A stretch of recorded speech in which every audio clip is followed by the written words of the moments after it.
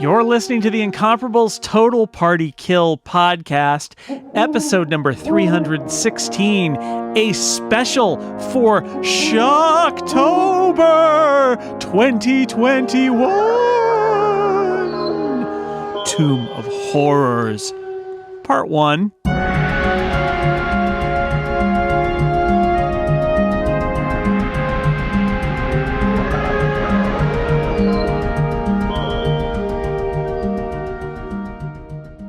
Welcome back to Total Party Kill. I am Scott McNulty, your dungeon master. We are not on the blood-soaked sands of Athos. This is not a Dark Sun adventure. Eglath's angels are nowhere to be found. We are deep under an unremarkable hill in Greyhawk, looking for a demi-lich. That's right, we're running the Tomb of Horrors. OMG, I have tricked some people to take on this task, and I will introduce them now. Micah Sargent is here, and he knows nothing about the Tomb of Horrors. Quite literally nothing. The name is what I know, and now I know there's a demi-lich and an unremarkable hill, and yeah, I'm very excited. I'm playing Linnell, the High Elf Warlock. Linnell and my pronouns are he, him. Excellent. And Annette Worstra is here. Hello, Annette. You also unfamiliar with Tomb of Horrors? Yes, I just heard rumor that I am likely to die in this tomb, and I am at peace with this. Possibly. Your character, not you. I am playing Chomasa, she is a dragonborn ranger. She has a lovely panther companion, and you may remember her from way back in the day, in much earlier times, younger years. She did adventure around White Sparrow, and she is back to take on the tomb with her two swords, which are now fancier. Ooh, exciting. Yeah, some of these characters will be familiar to folks. And here's a character that's familiar to everyone. It's Monty Ashley. Hi, it's me, Monty Ashley. Tomb of Horrors. That's that thing from Ready Player One, right? No. Yes, Ready Player One had a reference amongst the 80 million references to Tomb of Horrors. And I am playing Daffné, and I'm a bard. Hooray! And joining us for the first time, and possibly the last time because Tomb of Horrors is horrific, it is Nick Scott. Hi, Nick. Hey, how's it going? I am playing Thald, and I am a human barbarian. I am just basically here to smash things, and I also have no idea about Tomb of Horrors, so this is all new for me. Excellent. So Tomb of Horrors is one of possibly the most famous Dungeons and Dragons adventures, which, doesn't really make it all that famous, but to a group of people, it is very famous. Gary Gygax wrote it. He wrote it mostly to kill his high-level players because Gary Gygax was a cruel, cruel man. And it was originally designed as a speed play, right? Monty talked about this a little before the podcast began. So people go to conventions, they play D&D competitively. It is true. And this is one of the modules at the time that you could do that in. S1. That's right. It is the special one. That's what the S stands for. And so throughout the ages of Dungeons and Dragons, the fine people at Wizards of the Coast and TSR before them have resurrected Tomb of Horrors and rewritten it for each edition. Maybe not each edition, but for several editions. We are playing the 5th edition version because I like 5th edition. This one is probably, I would say, the version that is most likely to allow a party to succeed. So we will see how that goes. And with that, we find ourselves in Greyhawk, which for the D&D nerds was in fact the first D&D setting, once again written by Gary Gygax, and we are tuning in live to Greyhawk's most successful reality competition on a scrying device near you. It is Dungeon Delvers, and here's your host, Big B and Mordecaium. Hey! Ooh. Yeah, these are fancy hosts. And Big B says, we have yet another group of adventurers who are going to delve deep into the Tomb of Horrors to find the demi-lich Akarak and kill him or take his treasure. And you, by the way, all your characters would know Demi-liches are undead creatures. They are a wizard who becomes insane with power and wants to live forever can transform him or herself into a lich. A lich is kind of an undead wizard imbued with magic that walks around, but it still has a corporeal body. The next level up, depending on who you ask, is Demi-lich, in which you basically give up your corporeal body. You end up being a skull that becomes what's called your phylactery, which you store souls of people that you have stolen to power yourself. That's a story as old as time. Sure. We all know this. This all makes perfect sense. Keep going. That's right. And so most liches don't want to become demi-liches because then they don't have a body. They can't, chew gum and do whatever it is a lich wants to do with their body. Well, wait, you just said they had a skull. The They height can of chew human gum. life. Chewing gum. Chewing gum is all a skull can do. I guess that's true. They can't. Okay, I'm sorry. If I saw a skull with no muscles or anything else attached chewing gum, I would be pretty freaked out. It's quite frightening. But Akarak, who I'm sure I'm mispronouncing his name because that's Scott McNulty's specialty, is one lich who really wanted to become a demi-lich and is kind of traveling the planes of reality, and built this Tomb of Horrors to store his phylactery. And if you destroy, the only way to destroy a demi-lich is to destroy their phylactery. And so your goal is to find the phylactery in the Tomb of Horrors, and possibly find, whatever treasure or whatever you can. You've all signed waivers that say the producers of Dungeon Crawl have no responsibility for your actions, but you may take whatever you find in the tomb. Question, Scott. Yes. What if the phylactery is the friends we made along the way? Well, then you'll just have to kill all your friends. Oh, no. I'm not prepared for this. Sorry. So Dungeon Delvers is a show where people come and just continually fail at this one adventure? Because that sounds exactly like American Ninja Warrior. Some get Or like closer Wipeout. than others. But yes, it is Greyhawk's longest running reality show. Reality competition. It's not a reality show. It's a We'll be competition. passing the corpses of our predecessors along the way. Well, this is a slight spoiler, but yes, you'll be passing many corpses in Tomb of Horrors. So you are here now before you is a low, flat-topped hill. It's about 200 yards wide, 300 yards long, 60 feet high. It's not a particularly nice-looking hill. There are only ugly weeds and thorns. Briars are growing on the steep sides and the bald top of the mound. There are black rocks on the top of the hill. And there you go. That's the hill. You have been dropped off here by the producers of the show. They kind of had a wagon. They pushed you out. They didn't even slow down, and they just kept going. And so you've been given nothing else other than here it is. It's somewhere in that hill. Good luck. We should have watched this show before doing this. We really should have. That would have been smart. So what do you do? You're standing in front of a hill. Well, let me just go ahead and roll perception on this here hill. And see if we can't discover anything else. I got a natural 20 plus 6. Ooh, 26. 26. Well, that's an auspicious start to this adventure. A natural 20 is always nice. So you see that this seems like a fairly mundane hill. You think that you notice to the north of where you're standing, there seems to have been part of the hill that has collapsed, and it looks like there might be a cliff face back there.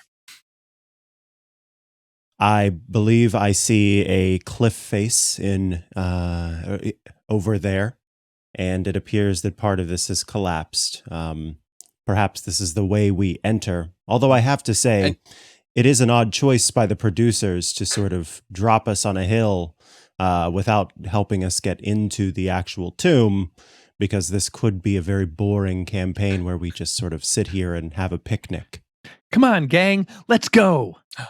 And the other thing Very you well. notice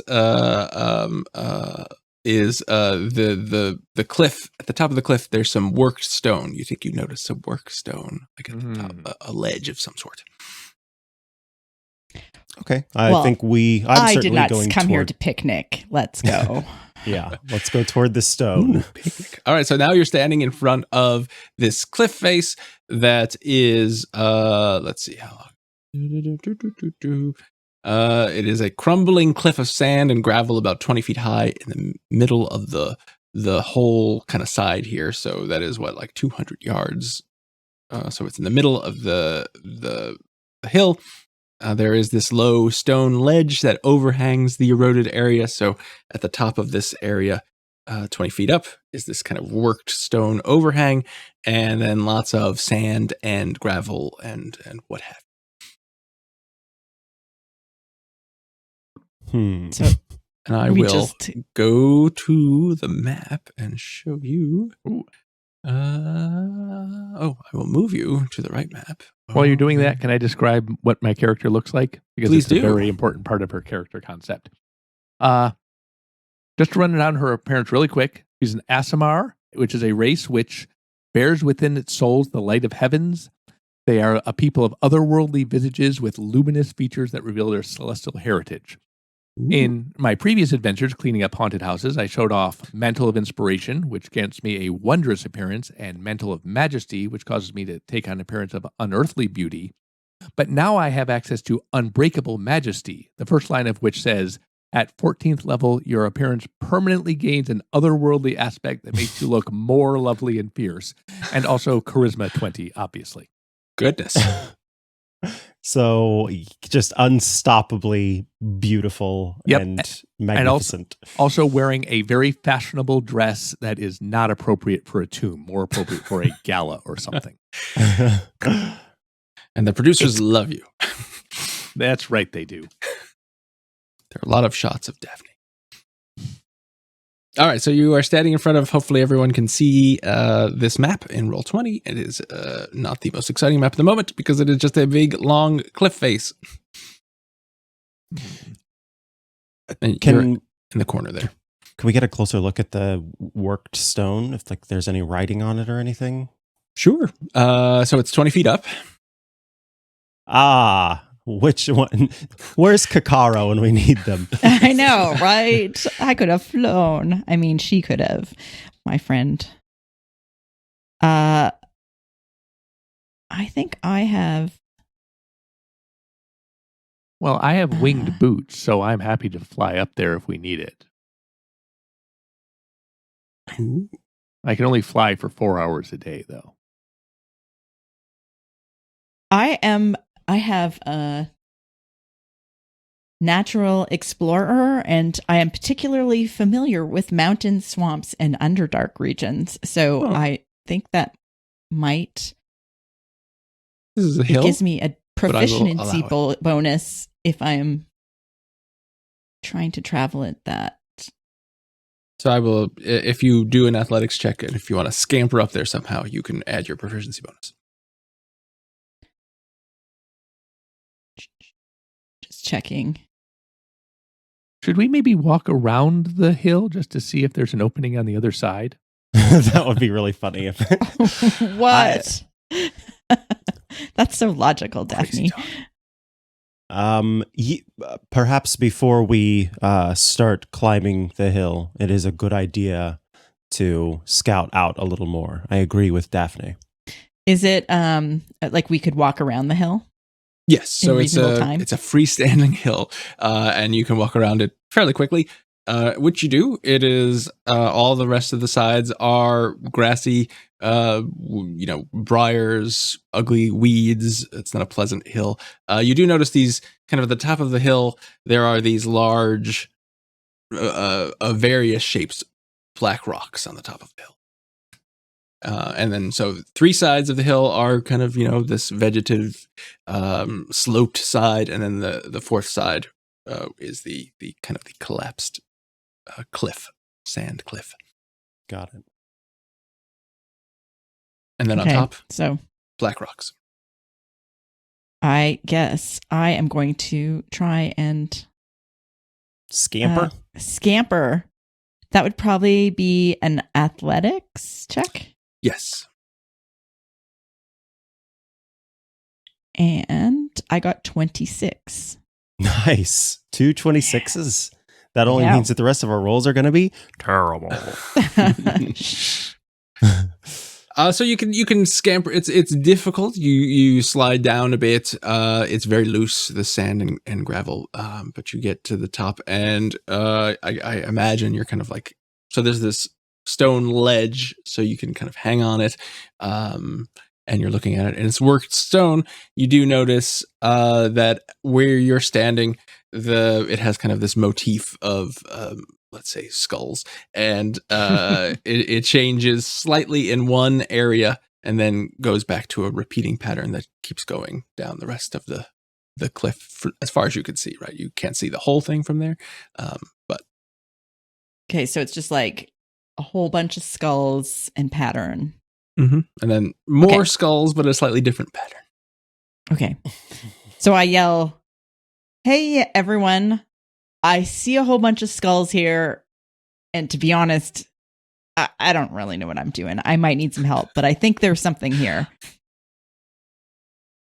Do you want to do an Arcana check? I can. Check for the magic. This is I'll not also- one of my strengths. I'll also roll to join you. I rolled a 4, You are following through on Micah's protection. magic's all around you. Linnell rolled a 13. That's plus 7 is 20 Arcana to just see if there's a whiff of magic along this skulled area. Well, I guess it's sort of in this collapsed area because I'm not up there. I sort of have walked forward and am in front of it. So this kind of collapsed cliff area seems 100% natural. It's organic, everyone. It probably everybody. it probably collapsed on a previous adventuring party. Yeah, that's what I think is going on. Do we have some way to sort of dig? I'm pretty strong.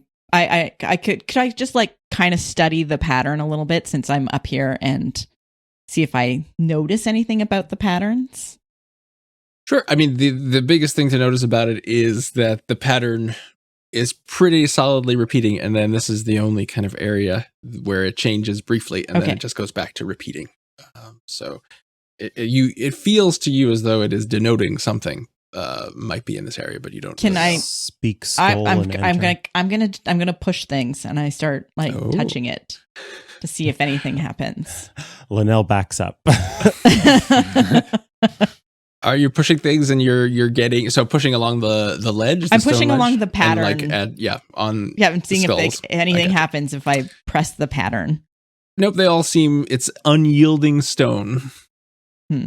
How big is each section of the pattern? Maybe this is where the doorway is and the rest of it's covered, but I don't know. I'm because at first I was imagining sort of a tiny square, but is it like... No, it's pretty big. So this is, the side you're on is what I said, 200 feet maybe? Okay. So there's a kind of 10-foot section that is a different pattern. And it carries on. Logically, maybe if we clear some stuff away... Yeah, that's what... There's a door. I will cast Mage Hand and start scooping sand away. All right. And I will help the Mage Hand. Is everybody going to... I can also cast Mage Hand. So my Mage Hand goes out and also starts scooping sand away. All right. So you have two kind of arcane hands moving things. We've got two Dragonborn, right? Hands scooping things away. And you've got a large barbarian who's like, I don't want to get my hands dirty. I feel like... Actually, you know what? How high is the cliff? 20 feet? Yes. Okay, I have a ring of jumping. Ooh. So I cast jumping on myself and just see I think it's 3 times or 3 feet plus your strength bonus. So I should have 7 foot jumping normally. And so tripling that, I should have 21 feet jumping. So I should be able to jump up there.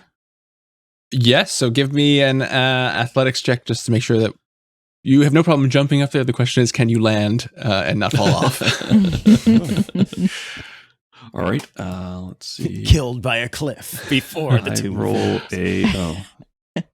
athletics. So I roll a natural 1. Oh, all right. So you jump up there, and as your friends have been kind of throwing gravel willy-nilly, you land on the ledge, but then you slip on some gravel, and you fall 20 feet, which is for 20 feet, a d6 per. So you take 7 points of damage as you slam back down on the ground, and you're a little... you kind of dust yourself off and say, oh, I meant to do that. Yeah, thanks. Okay, I'm going to just jump again. That was annoying. All right, so he immediately stands up and jumps up again. And give me another athletics check. 15. All right, you're up there solidly, and now you're looking from the top as your party members are moving some stuff around. The barbarian is resilient. This is good. Yeah, I'm just going to get in there and start digging. All right. So how long are you going to dig for? I'm going to say, 5 minutes.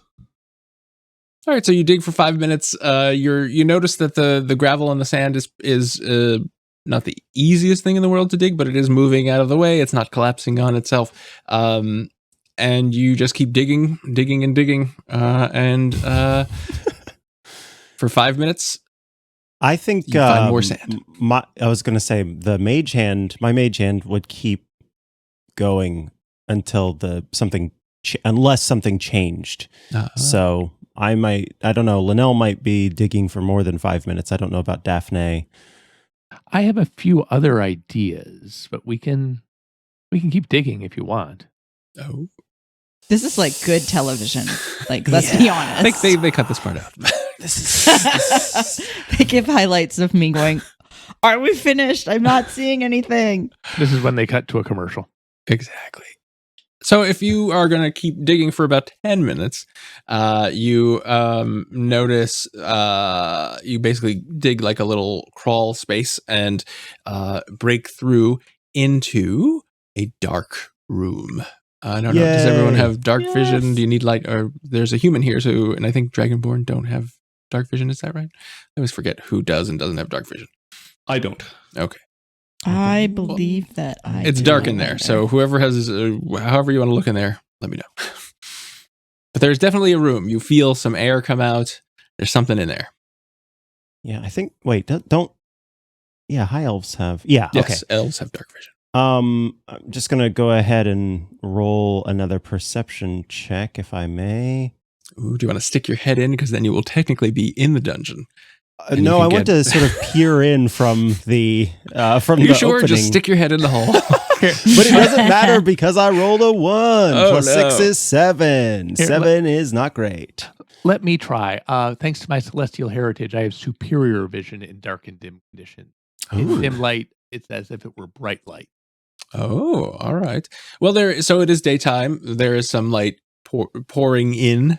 So I will read the description. And most of these descriptions, I should note, for D&D fans, were written, or parts of them, by Gary Gygax. And then you find out he wasn't a great writer. The corridor before you is made of plain stone, roughly worked, and it is dark and full of cobwebs. The ceiling overhead is obscured by hanging strands of webbing. Oh, God. That was me, not Linnell. Let's see. Fireball. Too early for that. I have just a torch, old fashioned. I think. And given Daphne's superior dark vision, you can tell that the room is the ceiling's about 20 feet high. And you see at the end of the passageway a pair of oaken doors. How long is the passageway? Passageway is, let's see, 20 feet. Okay. Standing outside 30 feet back from the door, I would like to cast Knock. Nice. All right. So should we all back up? I'm just going to reveal this room. To get dust all over. So a large knock resounds across the open field behind you, and the doors, if they were locked, are most likely unlocked. They don't move. Knock doesn't open. Well, fine. Did anything sort of, when that loud knock happened, did we hear anything afterward? Nope. Good. Okay. I have a thought, but I would like to consult the party here. Given that there are what appear to be cobwebs all over the ceiling of this room, would anyone be opposed to me casting a little cleanup spell known as Firebolt at the ceiling of the room before we enter? I Feel free. would not. It seems good to me. Very well. Linnell hurls a mote of fire at the ceiling, hoping to sort of let the fire catch those webs and sort of spread out and deal with the webs. I will roll to hit. You don't need to roll to hit. Okay. So depending on how, there are a lot of cobwebs. So if you want to get rid of them all, it does work. So they catch fire. They seem like they're natural cobwebs from this distance. They don't all immediately, like you feel like you'd need to do a couple of firebolts to clear all of the cobwebs out from the ceiling. But you feel like, given the cantrip nature of this spell, I think Linnell definitely does his due diligence to sort of clear out the cobwebs, even if he has to approach a little bit more, but without going inside. Okay. That's what I need to know. Yes. So Linnell, from a distance, burns up all the cobwebs that can be observed.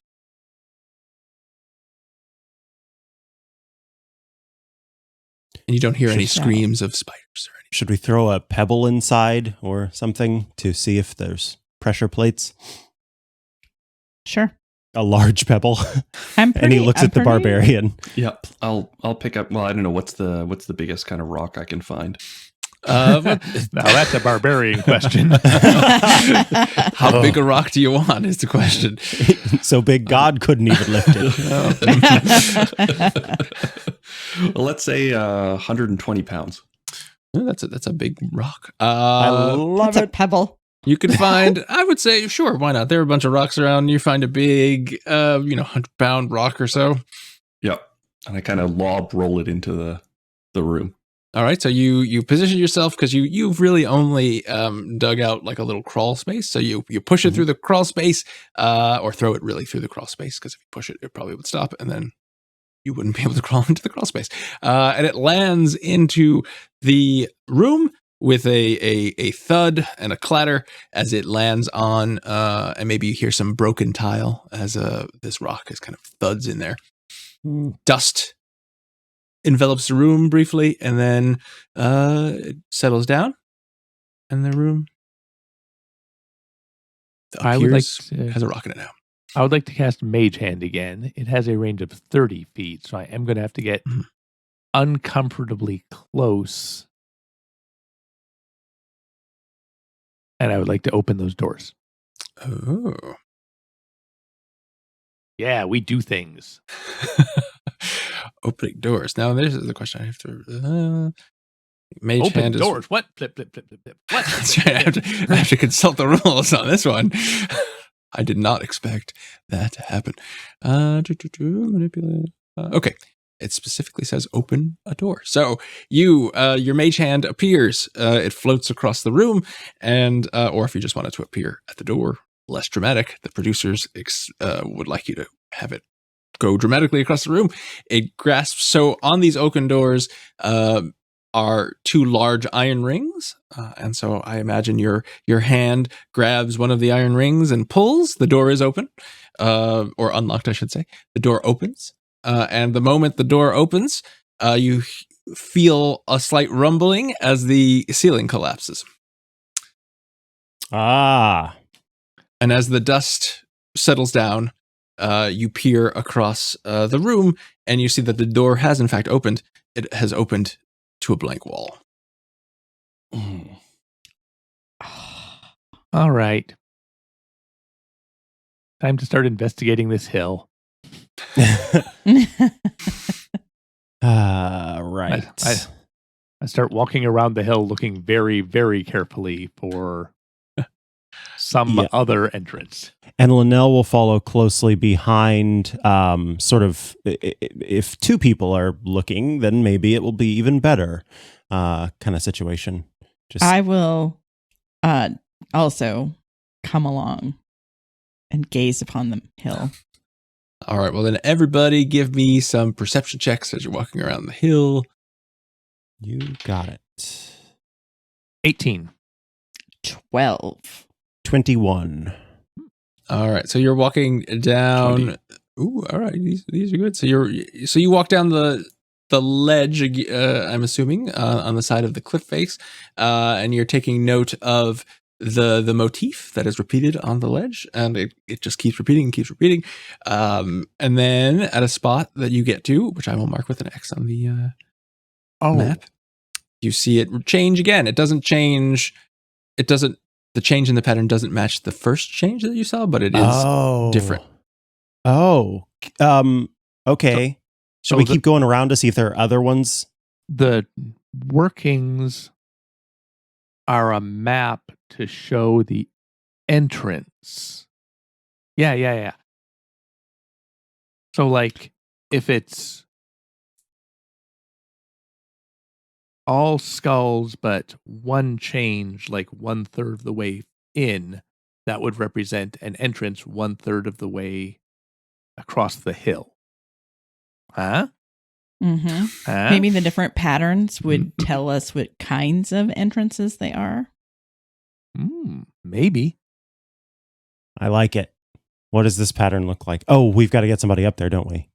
Is it high up? So the ledge is a constant 20 feet. So it's up there. I'm 20 going feet to above. use my winged boots. Oh, all right. So Daffné flies up with her winged boots and examines the ledge. You can fly with no problem. You're standing in front, or I guess hovering in front of the ledge. I have a flying speed equal to my walking speed, so I think Okay. I just kind of walk up into the air. And then, remember, I'm from a Hanna-Barbera world, so my animation is very simplistic a lot of the time. They just move the cell sheet or whatever. Yeah.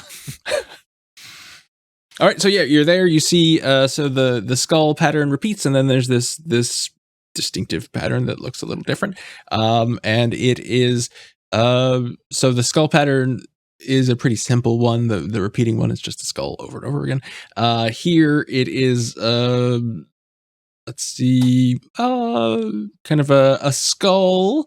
Like 2 layers of skulls. About you don't count them, but they're probably like 20 across. And the difference here is that the skull's mouth is open, like the jaw is open. And it's just at a innocuous hill area. Just at an innocuous hill area. Should we keep looking to see what the other patterns might look like? If it's going to be like a winking skull, or if Yes. that mouth will be closed? Or... Yes. Maybe one of them isn't a skull, but it is an open archway or something. Yes. Just like the skull could hug be trying to emoji. eat us. A modern smiley face. Yeah. Yes. Or it's chewing gum. Oh, no. Don't use that door. All of these skulls are already smiling. Skulls tend to do. That's true. So I hear that you want to investigate the rest of the ledge. So you give me some more perception checks as you kind of walk down the rest of the way, unless somebody else wants to do anything else. I got another 18. Well, an 18 is... I got a 17. Oh, all right. Well, you both of you notice. 22.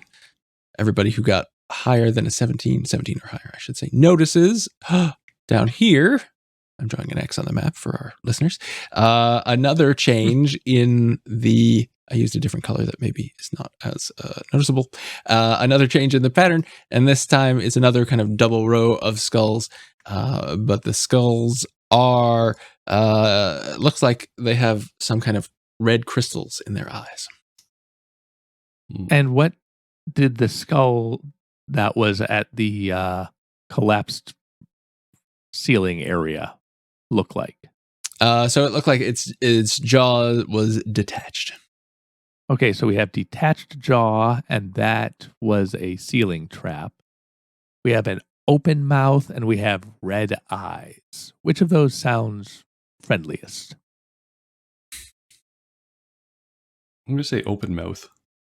Okay. Yeah, that does feel sort of Thald like, wants to hit something.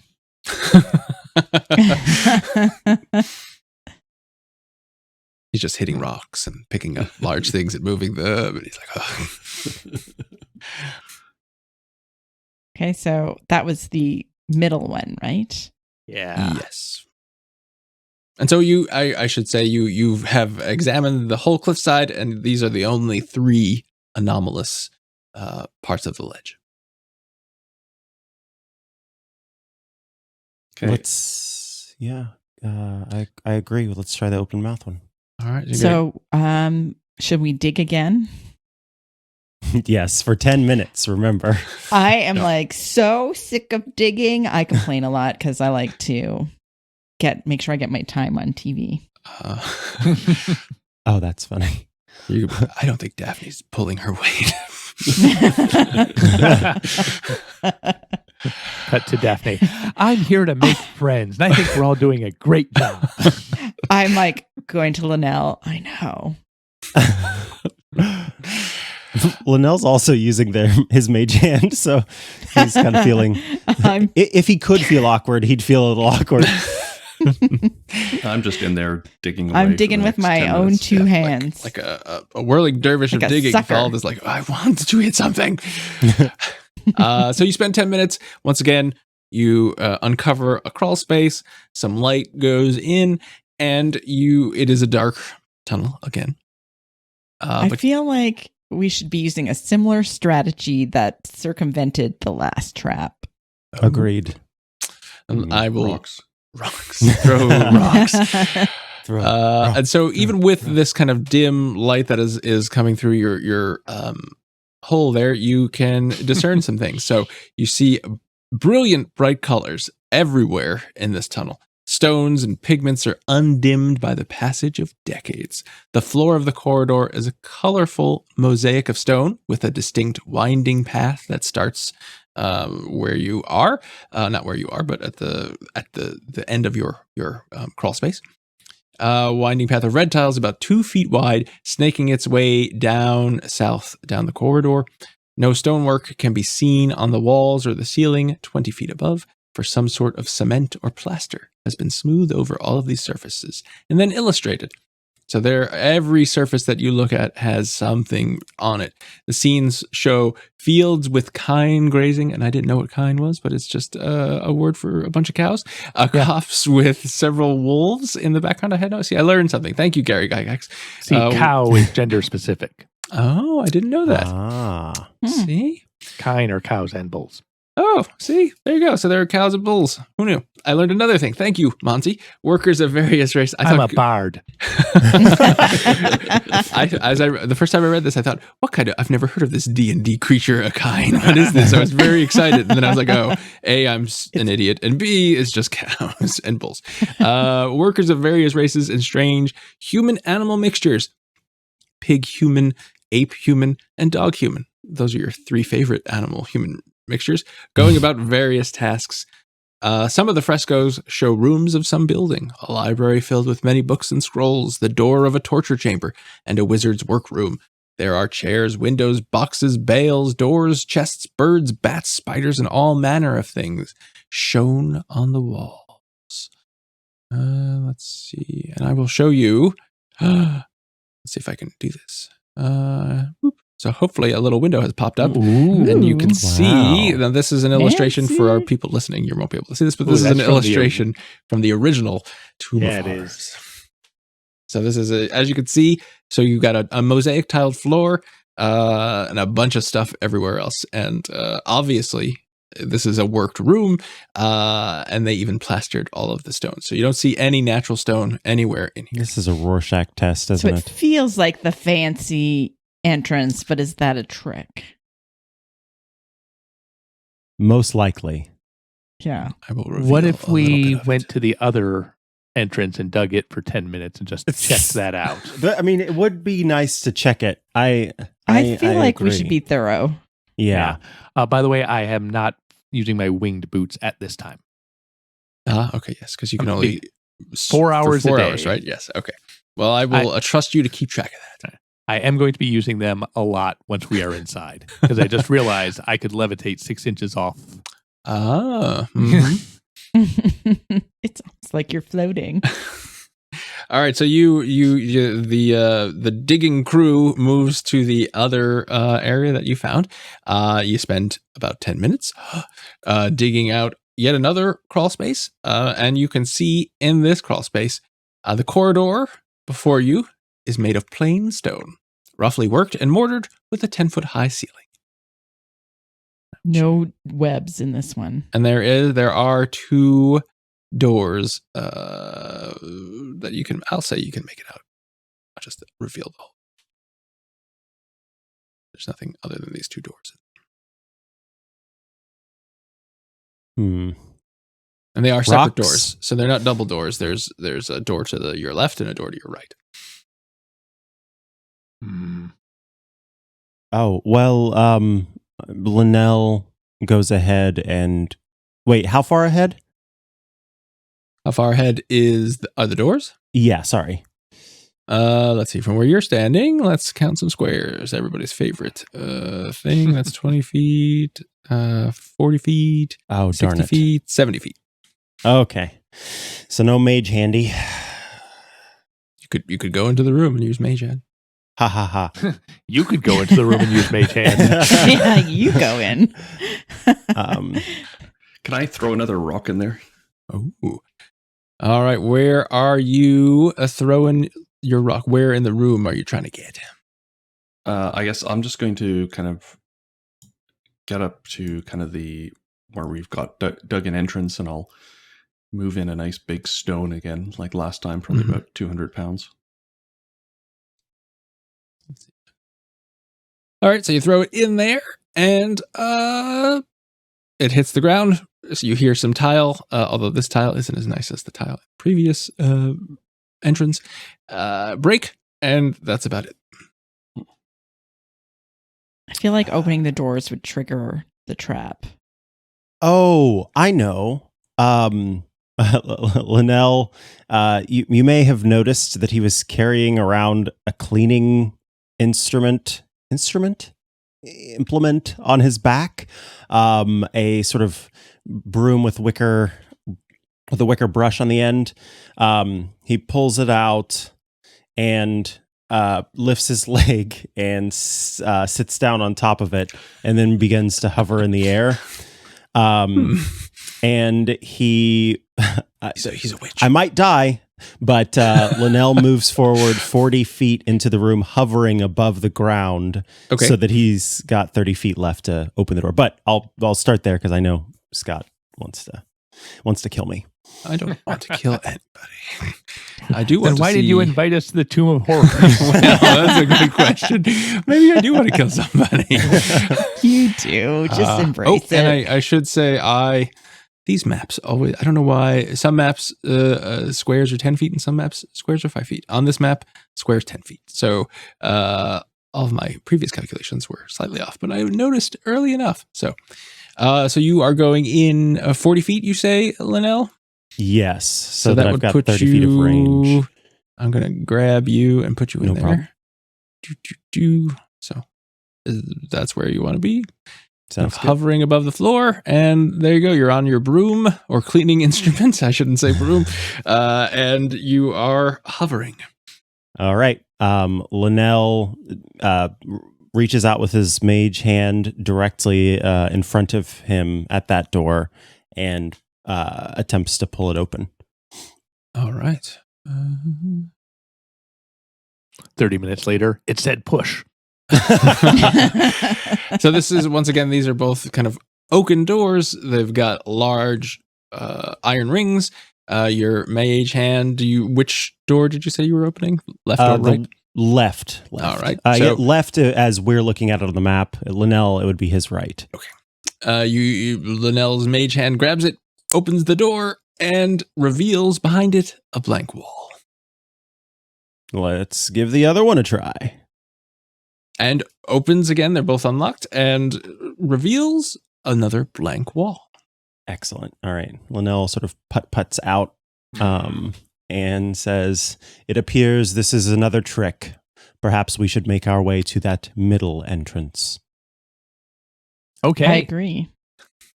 Sounds good. All right. Let's go to that middle entrance. So this middle entrance you are looking in. I imagine you probably have dark vision 60 feet, probably, maybe more. 1, 2, 3, 4. We'll just do that. Well, since you ask, I have dark vision to 60 feet. My guess was correct. So that's what, without a torch, you could see that. That's what you could see. There's this red path in the mosaic on the floor. So is the red path the safe path or the dangerous path? Probably.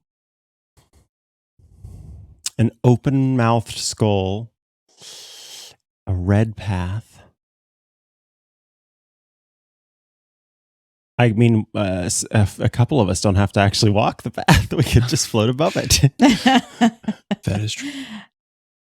This feels like an opportunity for a stone to be thrown by our barbarian. I was going to say, what if we throw a stone on the red path? Let's take a nice 200-pound stone and roll that onto the red path. Oh, all right. So you're very strong. You find a good rounded stone that you can push through your crawl space. It slams onto the floor, breaks some tile mosaic as it does, and now it's there. So you can. We're here to ransack we could this place. roll it ahead of us. That's fair. Yeah. So I'm gonna just go can I crawl in and stand on that red path? Yep. Where the stone is sitting. Yes. You're kind of straddling the stone because it's a pretty big stone, but yeah. Can I just kind of roll the stone ahead of me and walk down the red path? Sure. I'll go I don't know, to here unless something happens. Sometimes D&D parties collect familiars and animals. We collect stones. You've got a stone, a pet stone, a pet rock. It's handy. I might just put it in my backpack. All right. So you're going to keep walking. I think Linnell's following.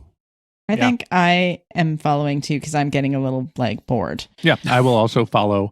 But once I'm inside, I am using my winged boots to travel 1 foot off the floor. All right. And are you tell me what you're doing. Are you examining the room? Are you just pushing this rock down the path?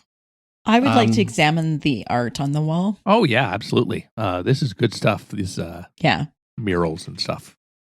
There might be clues in it. And so there are a lot of murals in this room. Like every surface other than the floor covered with something. I'm going to reveal it. Can I do an investigation check with that? Sure. So give me an investigation check. 26. All right. Holy so moly. You feel like natural 20. Oh, that's good. As you're looking around, you walk around a little bit, and you examine the path, and you've been pushing the stone ahead of you, going down, and then you notice right here. So you're still on the path. You notice that the floor is a little different than the rest of the floor. So you get down, and with a 26, you can easily determine that this is a covered pit. I knew it. So the trapdoor. Okay, if I roll the rock on top of it, does it activate the trapdoor? You roll. If you are going to do that, I will tell you what happens. Okay. So it's not. Oh, okay. I was thinking hole, but it's a activation. Yes. So it's basically, it looks like the rest of the floor, but you know that there's like a lip around it that looks like it's a section that will move in some way. Okay. So I'm not going to do that. Does anybody with, say, winged boots or something want to move to the other side? Oh, and I will draw. You actually, with that roll, you also know exactly where it is. Sure. So I You know will what? draw. Since I have winged boots and I am feeling cocky and D&D is more interesting when people do things, What? I'm going to walk down here. You're going to walk down there. All right. Yeah, I am. Ooh, Whoa. walking or floating. So Daphne sees the corridor continues to the edge of her superior dark vision, and the path continues. The red path continues, snaking down the corridor. So, if those of us without wing boots or cleaning instruments, then you can see the edge over here. So perhaps I shall be so bold. Maybe I should tie myself to a rope. Maybe we should rope up. I don't think The does broom fall- can hold, the cleaning instrument can hold up to 400 pounds. So I'm less than 400 pounds. Yeah, I could temporarily let you hop on as we go over the pit trap. Oh, I know this Okay. one, but then you have to leave her here and go back and get the panther and then come over here again. That's right, the panther. Oh, I forgot about the panther. panther. My panther. We should that have a I token for named the panther. Sekhmet after my cat, which could be a mistake. Sorry, Sekhmet. Okay, I'm going to obviously kind of walk around and work my way up to Daphne and do another investigation. All right. And I roll 12. That's disappointing. Well, you are, given that you know what you're looking for, you actually see that you are standing near yet another one of these traps. Is there anything in the murals that indicates there's a trap here? Like Oh, yeah, maybe any whenever pattern? there's a trap, the mural shows somebody falling into a hole. I realize that's very on the nose. No, there All right. is not, sadly. But there is, it's unclear to me. Let me look at something. I may have neglected to tell you something. Aha! Haha. Yes, so here, along the wall, right next to that trap, the first trap that you found, here is, I drew a little orange thing there. An outstanding, like there's a mural, as I said, this is two jackal-headed human figures are painted on the wall, and they appear to be holding a real bronze chest that is protruding out of the wall. Oh, as if someone should approach it and grab it. Like some Yeah. kind of Grab. fool. Probably has treasure in it, right? Mm-hmm. Should we mage hand it or should we leave it alone? We should leave it alone. We're going to mage hand it. I was like, what are the chances there's treasure in there? Probably high. Everyone else has fallen in the pit. So what do you? Let's mage hand it. All right. So how are you gonna mage hand it? So in the photo that you showed, the Mhm. Rorschach test ink blot photo, it looked like it was sort of stuck out of the wall a little bit. Yep. So it looks like they So- embedded this bronze chest into the wall. So maybe Daphne, you could sort of grasp one side of the edge. I'll grasp the other, and we'll sort of work in concert as if we have two hands, sort of trying to wiggle it out from the wall. Sure, let's do that. Does that work for you? Cool. Yeah. That is what we will do, Scott. All Try right. to So pull it from the you wall. realize that you're trying to pull it from the wall. It is stuck in there. But as you're looking at it and kind of jiggling it, you notice the bottom jiggles as opposed to the top, so it feels like this is a chest that opens from the bottom and not the top. Oh no, spilling the treasure out on top of the pit trap? Yes. Clever trap makers. Clever. I open it. With your mage hand or with your hand? With my mage hand. All right. It opens and I am in the dungeon physically, but my goal is to never actually interact with anything. so your mage hand is there. It opens, and out of the box, this needle quickly shoots and sticks into the floor. It goes through the mage hand. And if you wish to examine the needle, you can. That doesn't look like treasure. But yes, can we examine the needle? Sure. It is clearly, you are seasoned adventurers. It is clearly a poison needle. It's okay, a clue, you guys. Can you sort of if you get your candy bar stuck in the vending machine sort of situation, can the mage hand kind of my mage hand sort of crawl up into the box and sort of feel around, try to see if there's anything else inside? So yes, it can, but the problem with the mage hand is that it doesn't have its own intelligence, right? So you have to tell it what to do, and you don't feel through the mage hand. That's true. So it's in Can there. I tell it? Can I tell it? Haptic feedback? That's right. You didn't upgrade. Is it possible for me to tell it, like, if it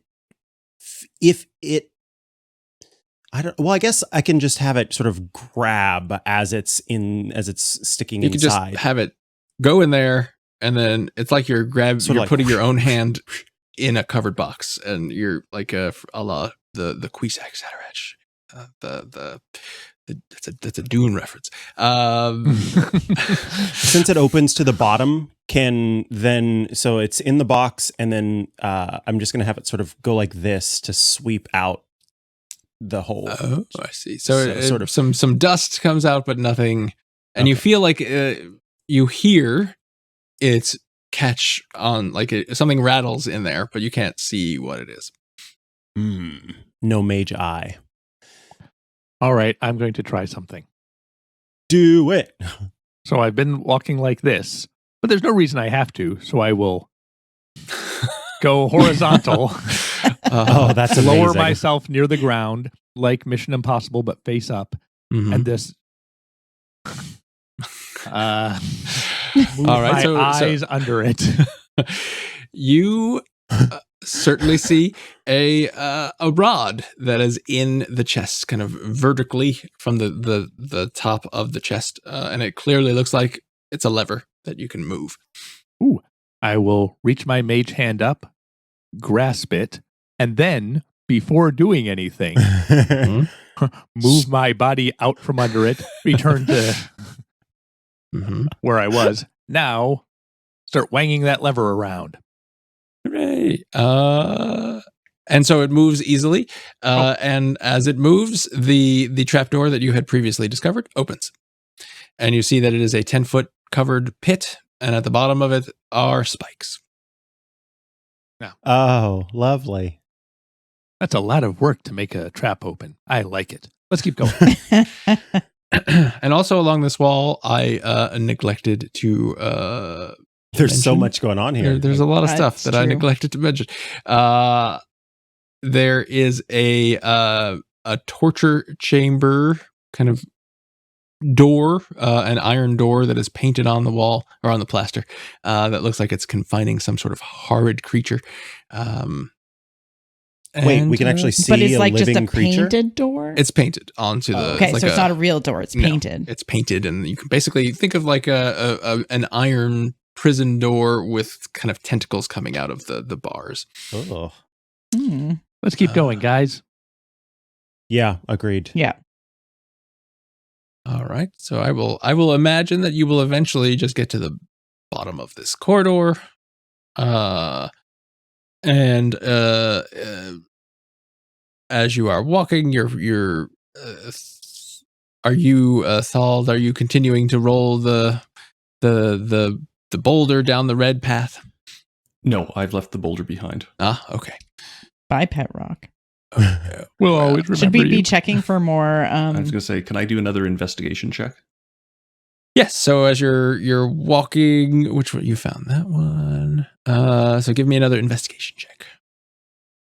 Natural 1. Oh, no, sorry, 7. 13. All right. Well, that is not good enough. So Chamosa, you are actually as Thald is kind of looking very carefully around, and you're just walking devil may care down the corridor. You step on another pit, and give me a dexterity saving throw.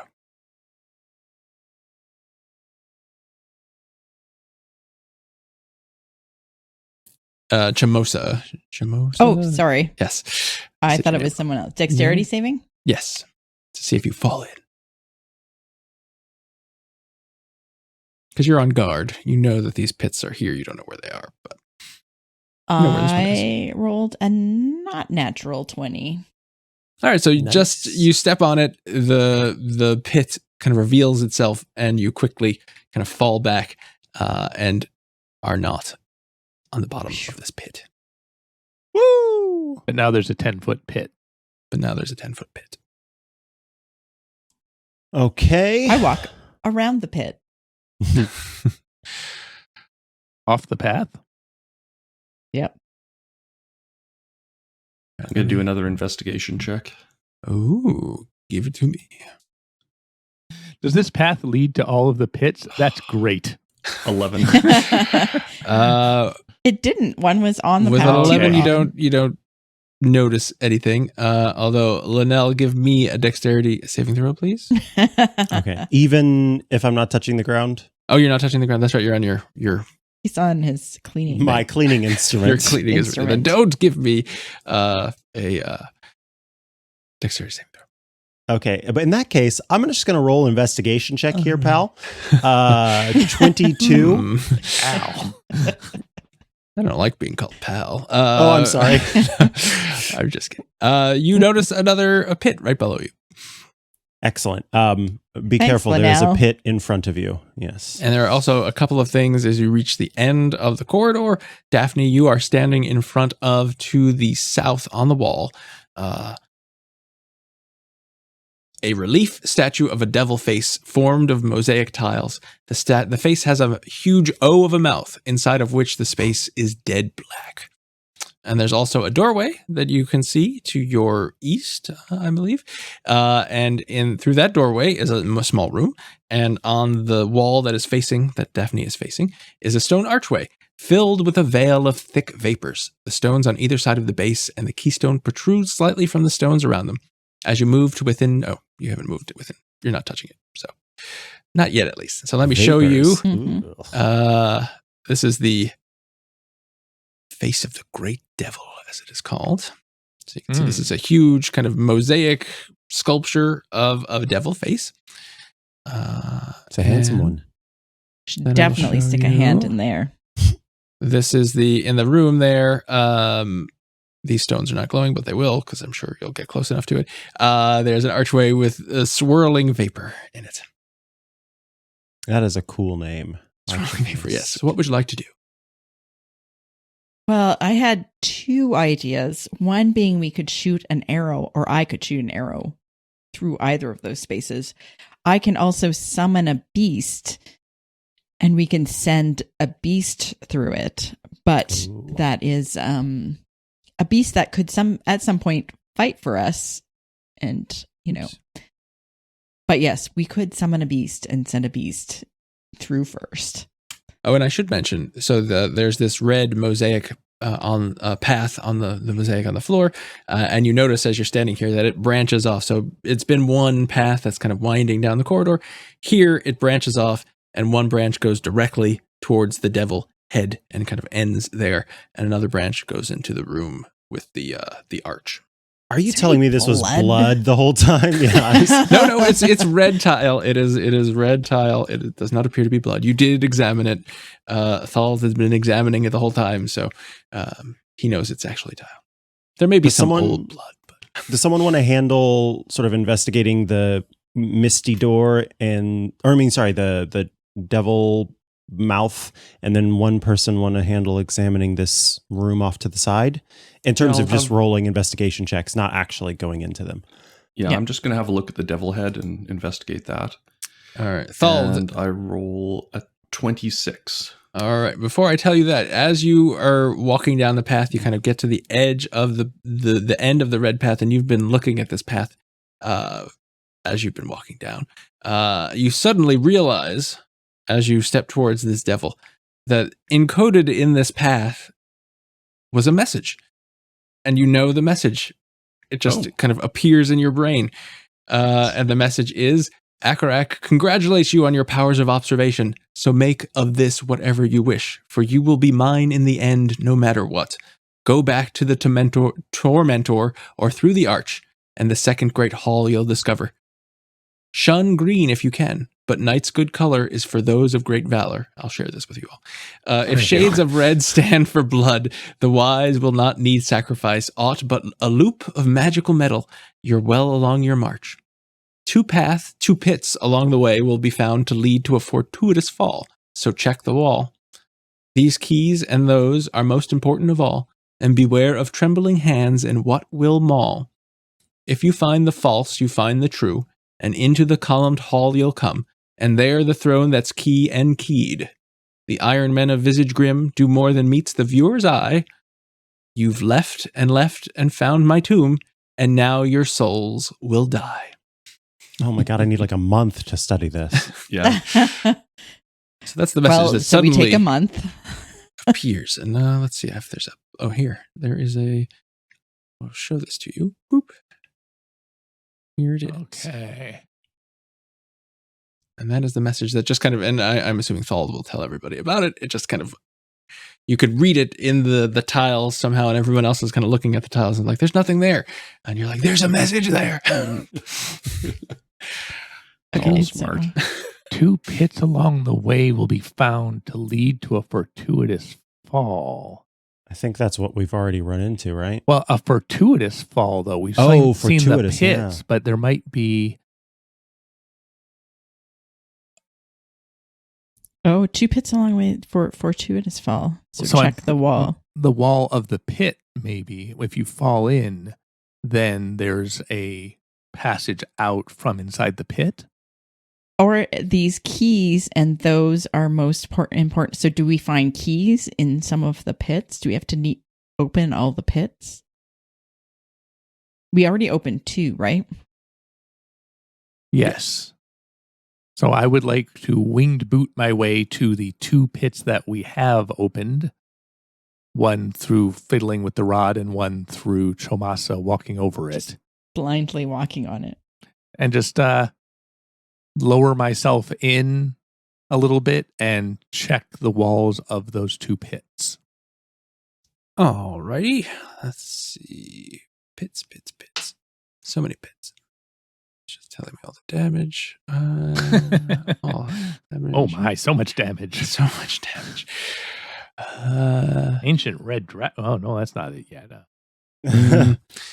So you spend some time. Give me an investigation check. And you can roll twice, once for each pit. Okay. My first roll was a 12. My second roll was a 19. All right. So you, first thing you notice is that there are spikes at the bottom of each of these pits. They are poisoned, as you might imagine. Oh, sure. So you would want to fall on said pits. You also notice that the pit, so you went the one that Chamora fell into and then, or almost fell into, I should say. You actually see 3 pits, right? So you saw this one, and there was the one by the We've seen box. that one and this one. We see 4 pits on our map. Okay. So you went to the 2 pits that are closest to you. Is that right? Or are you going to all of them? I went to the pits that are open, which are the one Chomasa opened, which is that one, and the one that I opened with the rod, which is this one. Okay. Then, the one with the rod, the only thing that is noteworthy there is, so the other one is 10 feet deep, and this one with the rod in it is actually 30 feet deep. But you don't notice anything else. All right. 2 pits along the way will be found. Deleted 2 fortress. Check. It the also wall. says, What about the walls near the other 2 pits? Can we sort of just get, as we're looking at all 4 of the walls adjacent to these pits, is there any sort of pattern that we're starting to pick up on? Any sort of, I can roll investigation or something. Sure. Give me an investigation check. All right. That was a 17. So you are kind of running your hands along the plaster. Remember, this is a plastered corridor. So you're running your hands along the plaster and up and down the corridor. And you notice that where this mural of the iron door with the horrid creature behind it of some sort, it's slightly raised from the rest of the wall. So the rest of the wall is it's plaster, so it's smooth, but it's level plaster. And then there's kind of like a little bump that is behind this painting of a door, and then for the entire painting, and then it goes back to the normal level. it says, if you find the false, you find the true. The false door might be the true door. Mm-hmm. And into the column hall you'll come. Yeah. Go back to the tormentor, and now is that the door that has the torture chamber? That's what I think. Yeah, the one that Linnell just found the bump. I think I'll sort of back away from the wall and use the mage hand to sort of press at the bump, the raised area. How hard are you pressing? As hard as a mage hand can press. And so the whole kind of section, the whole door mural is kind of raised from the wall. So it's not just a bump, it's the whole, the whole thing is bumped out. Okay, I misunderstood. You misunderstood because I explained poorly. So it's bumped out as opposed to a bump. Okay. Then I'm going to consult the party. Do we think this wall comes out, or should we try pressing it in and back? I feel like in and back. Yeah. Okay. Mm-hmm. Can 2 mage hands work enough strength to press stone? I don't know how strong is a mage hand again. It can lift 5 pounds. Oh, 5 pounds at most. Well, let's give it a try if that's okay, versatile, Daffné. but not very. Sure. So you've got your two mage hands are kind of pushing against this fresco of a wall, of a door, if you will. And they're not moving at all. You do notice that around the mage hands, the plaster is cracking, but that's about it. Oh, mage hand punches as much as it hurts Linnell to like destroy history. Yeah, we're like Mage hand cracking punch. away at the. All right, so your unfeeling, uncaring mage hands destroy this beautiful piece of art, and plaster falls to the ground. I expect there's a spell on this that will fix it once we're all dead. Oh, that's true. Yeah. Possible. Yeah, I agree. And reveals behind it an ordinary door. Okay, there are a couple of things we need to. So I'm wondering this line here. If shades of red stand for blood, the wise will not need sacrifice aught but a loop of magical metal. You're well along your march. Does that mean there's going to be a wisdom check? And if you pass it, then you need not offer more than a magical ring as like a sacrifice. But I don't know what the shades of red that stand for blood part is. Yeah. And I also is everything that this piece, this beautiful poem is talking about, is it all in this hall, or are we going to need to keep this in our heads for later on? We're going to need to keep it in our head, I'm sure. Okay. Well, because we haven't seen the Iron Men of Visage Grim. Yeah, or True. the columned hall, or the throne, or the... Yeah. Oh. Yeah. Okay, cool. It appears we've found a wall. Perhaps this is the false that is true. And also, one more thing, party-wise. It says, you've left and found my tomb. I wonder if that's directions, like go left and go left again to find the tomb. Mm-hmm.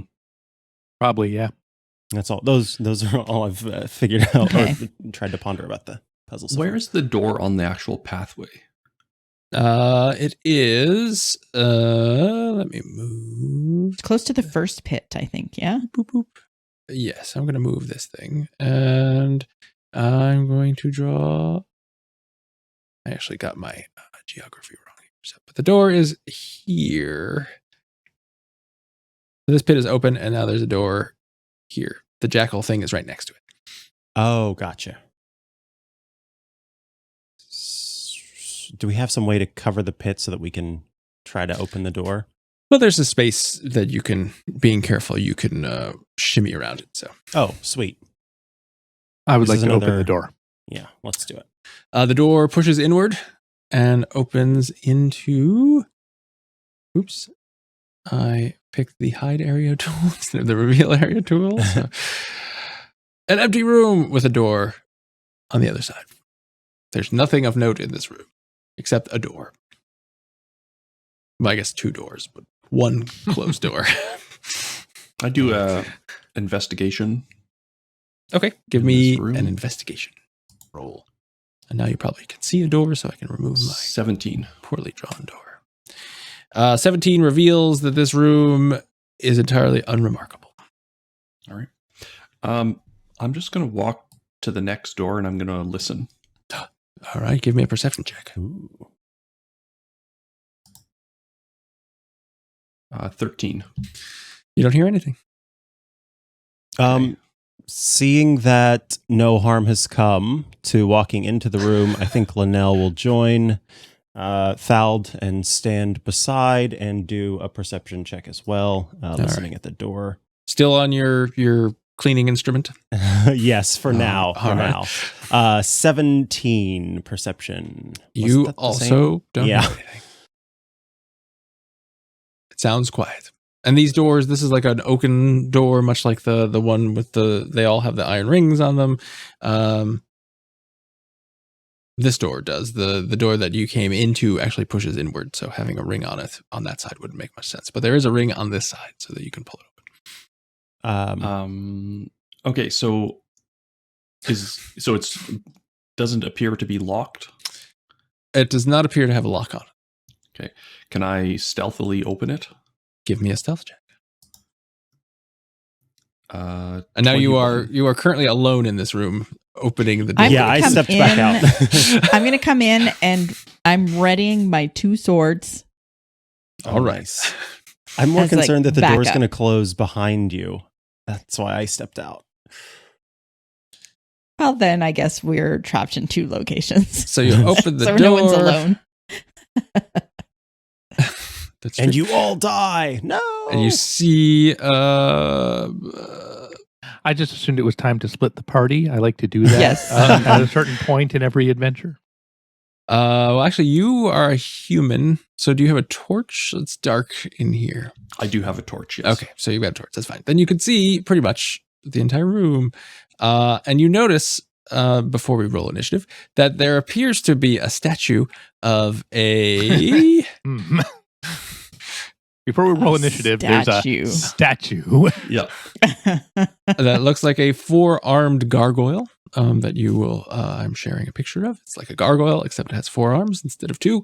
And you thought briefly, as you opened the door and you peered in, you said, oh, look at that ugly statue. And then it started to move.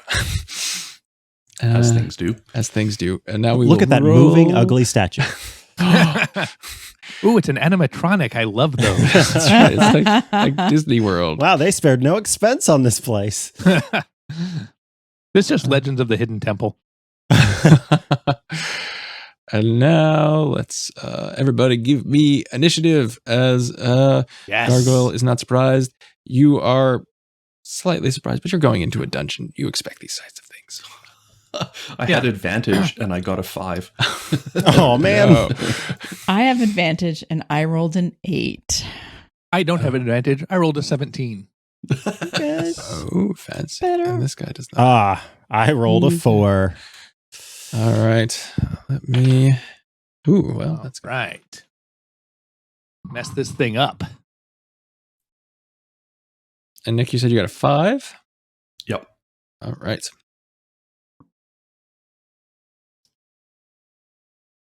So the gargoyle goes first. What? Gargoyle got an 18. So when you opened the door, it kind of instantaneously came alive. It's kind of stony eyes swivel and look at Thald, and I'm going to say it doesn't have a gender, is going to fly towards Thald and attack. What is it going to do? That's the question. It's going to claw you twice. Well, it's going to attempt to claw you twice and then bite you. So let's see what happens here. 2 claws first. You guys are pretty tough, so you may not be able to hit. 19 and a 14. 1 hits. All right, and then the bite. Oh, well, then he also bites you. So he will roll, and they're the same amount of damage. So you get this stony bite in your shoulder for 6 points of damage, and then a slash of a claw as it rakes across your chest for 5 points of damage. So all told, 11 points of damage. Okay. And I have I also have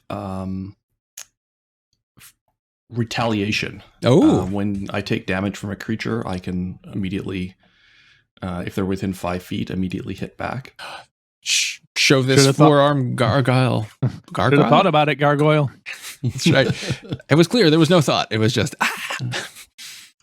Okay, so I'm going to use my Warhammer. Oh.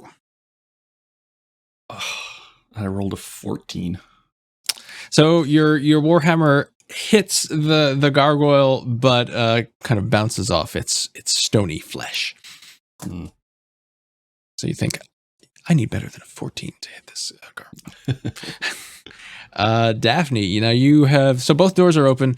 You certainly hear the sound of a hammer slamming against some stone, and I'm sure Thald is probably like, "You're not a statue." Never fall for that. I will float up here, see the gargoyle, and fire Eldritch Blast at it. Oh, take that, gargoyle. My magical teachings are coming in handy, I hope. This will be 3 blasts, actually. Ooh. Because of my level. See, isn't 15th level fun? What is it? Oh, wow. Okay. 22, 18, 28. All right, 3 Eldritch Blasts streak out and hit. All 3 hit this 4-armed gargoyle. 16 points of damage, please. All right. And then we're all going to discover how many different ways I can say gargoyle. Never the correct way. And I will... Chips of the stone are flaking off where this Eldritch Blast hits. 3 kind of little craters appear in its chest. Contemplate a bonus action. Nah, you're all fine for now. Carry on. And everybody, I'm assuming you're 15th level, so you all have magic weapons. Is that correct? People who use weapons. Yeah. Okay.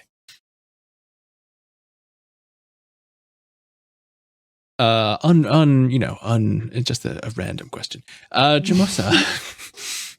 Well, Chamasa, I can fit in the door next to Thald. Yep. So I'm coming in there, and for my bonus action, I am going to say, wave my flame tongue short sword that is in one of my hands, and whoosh, it lights a flame. Whoa. Even better illuminated in here. It is, and I'm going to roll a 19. A 19 will hit. So when it's flaming, I get to do 1d6 plus 4, that's 7 points, and then I get an additional 2d6. Oh. So that's another 4. All right. Oops. And so another 5. So that's 9 plus 7, that's 16 points. All right. This gargoyle is not having a good day. And then, because I have 2 swords, my short sword of warning, which actually should have warned me of danger. I don't know if it would have worked through the door. It is, yes, that short sword actually will tell me if we are within 30 feet of an enemy. But also rolls only a 10. So that short sword, feeling abashed because it forgot to warn you, Yes. and in its shame, misses this gargoyle. So that is my turn. All right. Thald. All right. You're next to an angry gargoyle. I am going to use my Warhammer. I roll a 25. That will hit. And I do 13 points of damage. All right. Chips are going everywhere. Okay. And then I'm going to use my next attack. Oh, I only roll a 14. So, you need a little bit more than a 14 to hit. So that misses. Yep. All right. And 15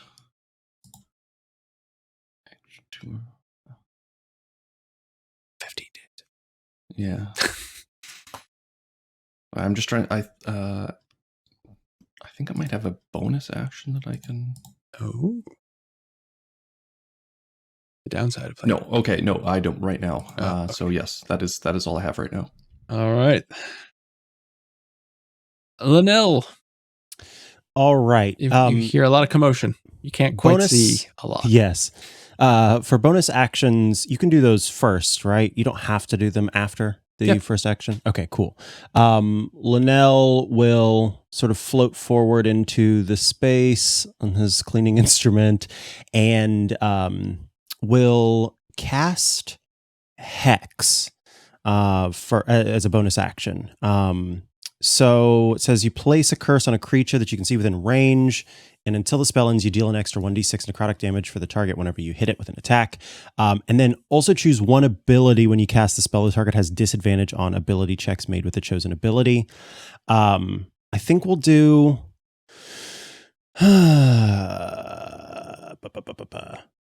Wait, is ability... Those are not the skills. That's like your charisma, your strength, your dexterity, right?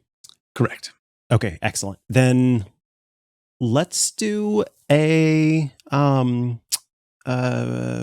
disadvantage on strength checks. Okay. All right. And now Linnell looks back at Daffné, sort of gives a nod, and then casts Eldritch Blast. And I've also got 3, so... All right. So you need a 15 or better. Okay, the first one hits. The second one hits. And the third one definitely hits. And I get 4 damage for each of those. That didn't feel very powerful. That's 12 points. Yeah, that's true. If you add it up, see, it's a bigger number. It's weird when you add it up. It actually, how odd. So now your 3 Eldritch Blasts kind of are hitting its chest as well, and there's now a little hole you can see right through the gargoyle. It's still alive, but it looks like it's seen better days. Usually alone in a room under a hill. It's true. And now it has more targets to choose from, but it only has eyes for Thald. So it's gonna do 2 claws and a bite again, see what happens. Well, that misses, and I'm sure 14 will miss. So one more bite. So it in its kind of its terror, it feels as though its days are at an end. It kind of flails and tries to bite and misses you completely. It's kind of freaking out. All right. And can I still do a retaliation? No, I have to take damage. Yeah, it has to hit. Yep. So you've just scared it. And it has not scared you. Daphne, you've got a flailing 4-armed gargoyle in your sights. 3 Eldritch Blasts. Pew, pew, pew. All right.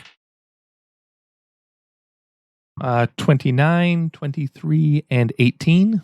They all hit. I have a plus 11 on this. You're probably not. Ooh, 21 damage. All right. Well, that as the 3 Eldritch Blasts blast into this gargoyle, and it blasts it apart, and it shatters. We are out of combat, as you are in a chamber. with Thald, a how do you former feel? Do you need healing? Yeah, I could use a little bit. I'm down about 18 points.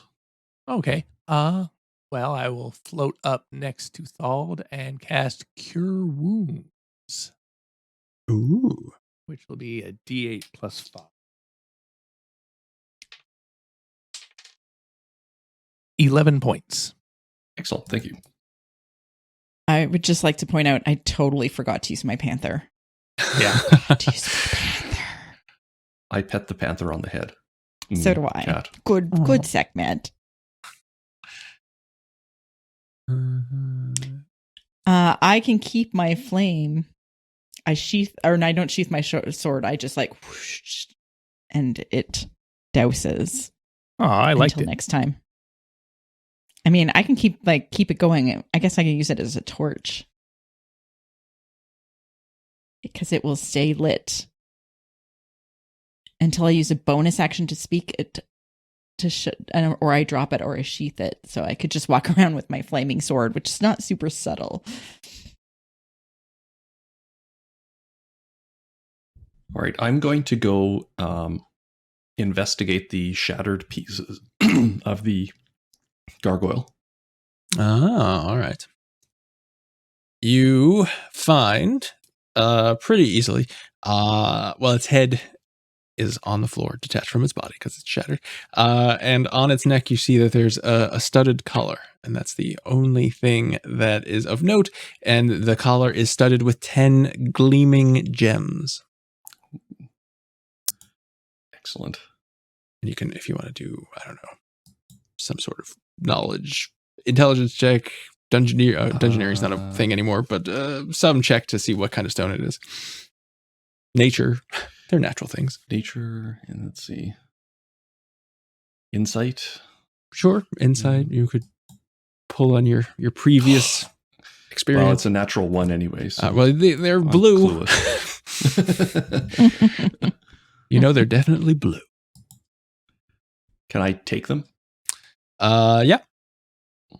So 10 gems. 10 gems and a collar. And Is as it you're pretty? We can put it on the panther. you're looking at the collar, you think that you find a little secret compartment in the collar, and there's a slip of parchment in it. Oh, well, then I am going to read that parchment. So you open the parchment, and it's written in some kind of magical code that you cannot comprehend. I hand that off to somebody who is, or I share it with the rest of the party to see what their thoughts are. Is it in Celestial or Infernal? It is not. It is in some kind of code. This is you've in never some seen moon before. language. Abyssal or primordial either? Nope. It looks like it is. It has some runes from all 4 of those things, but it looks like it's some kind of wacky code.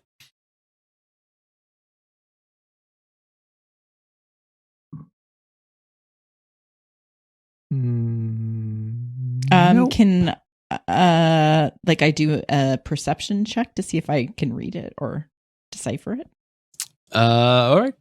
Give me a perception check. 17.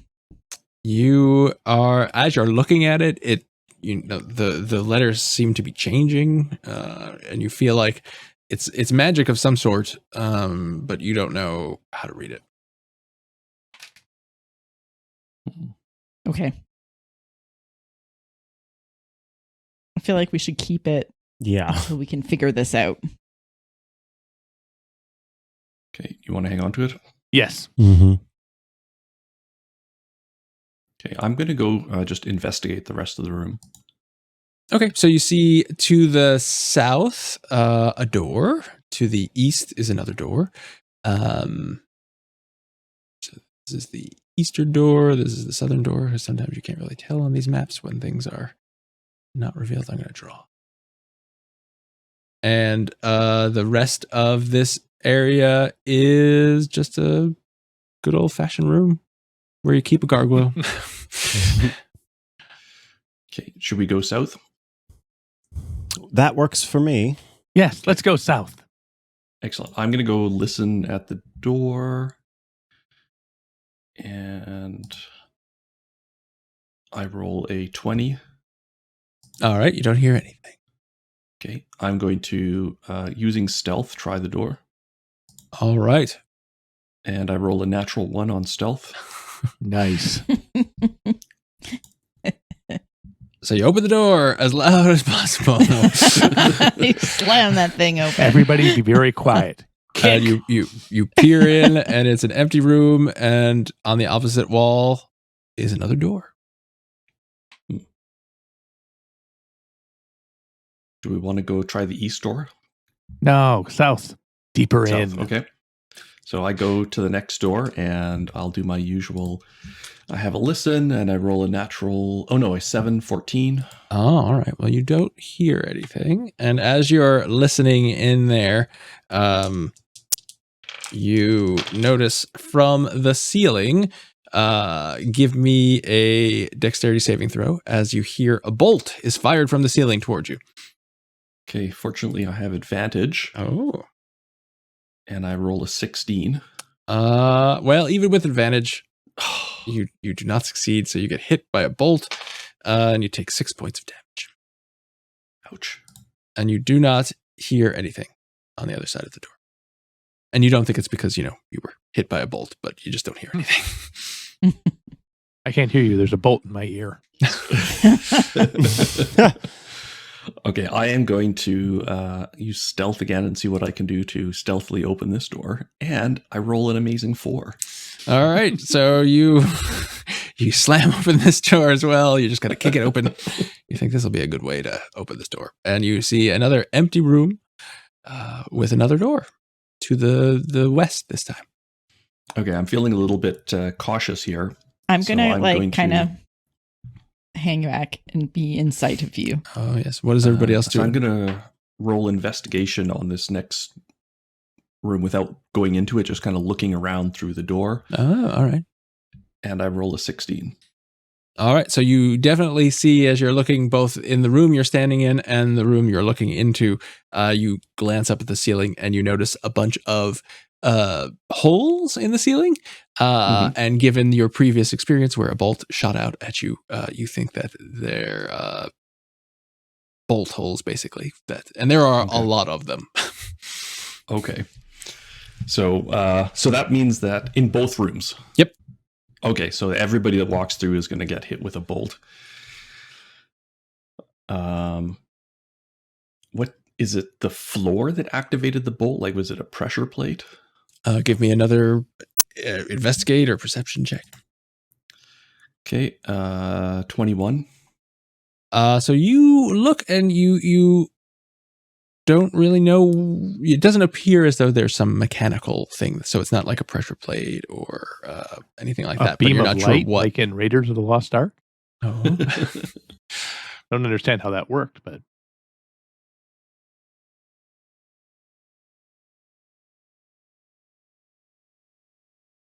But yeah, no, you don't know. But you definitely know. Yeah, okay. Let's see. If I take my axe and kind of wave it through the doorway, just kind of see if I can trigger anything? Sure. So you wave your axe through and nothing happens. If only we had a rock. I know, right? Can I go we back do and get have my rock? we do have some gargoyle. bones, so we Is- could put some gargoyle bones Oh, on that's a there. good point. I go Can I get grab- the gargoyle and bring the gargoyle gargoyle is bones. basically just a pile of rocks because it's a good living point. statue. well, not now. a once living statue. Well, there is the skull, right? The skull, the head exists. Yep, the head is still there, so that's a good size rock if you want to pick it up. Yeah, just maybe roll it through the door towards me. Thald I just roll feels it through better the with door a to- rock. That's right.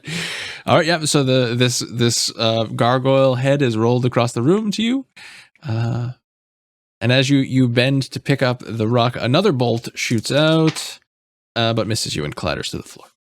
in the room that you're standing in. And yeah. How many bolt holes are there? You can't. Well, I'm going to stereotype here, but I was going to stereotype. I'm going to not insult the bard and just say there's a huge number of them. You can't even. You don't have time to count how many there are. Are they all at the same height? So if I'll say Thald made a very good investigation check. So they're all, level on with the ceiling, but he does notice that they're at kind of different angles. So it looks like they're tubes that are differently angled. And he would have noticed as well that the bolt that hit him before came from a different place than this bolt that missed him, and had different trajectories. So it looks like, they're kind of, whatever mechanism is shooting them off, it is kind of theoretically randomly picking one of the bolts to shoot from, and it may hit you, it may not. This is a good death trap. I've seen death traps a lot, and this one very complicated. Takes the cake. Yeah, let's look at is there anything in our I want certain death. It has to be, in our message. Yeah. Shun green, night's good color.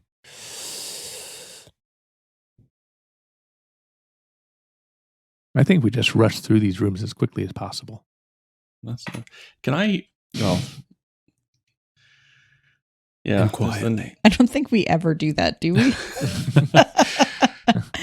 far, That's what I'm saying. I think Okay. this is a trap that just fires occasionally while you're in the room, designed So we just gotta punish go people fast. that investigate. Right. Okay, so I'm gonna go into the next room, and I'm gonna try and stay along the edge of the wall and work my way over to the next door. Okay. So are you going to start from the east side and go all the way around, or are you going to go? Okay. Just the shortest distance. Just kind of edge my way around the side. All right. And as you're going in there, a bolt fires off. Give me a dexterity saving throw. Okay. Oops. Advantage. 18. And it hits you. You take 8 points of damage this time. Ouch. These hurt. But you are able to get to the door, and it is unlocked. So, but if you want to listen to it, whatever. But you're there at the door. Okay, I'm going to listen, and I get a 12. You don't hear anything. And then I'm going to stealthily open the door, and I roll a 20 this time. So all right. So bash it down. Nobody even knows that you've opened the door other than you.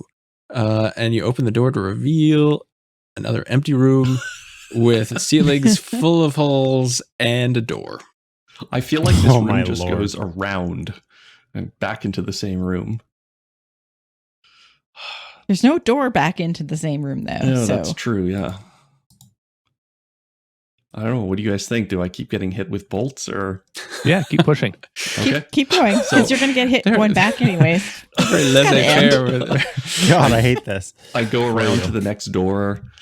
All right. And I listen at the door, and I roll a 25.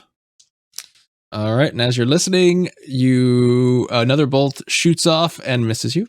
Okay. You don't hear anything. Okay, then I stealthily open the door, and I roll a 12.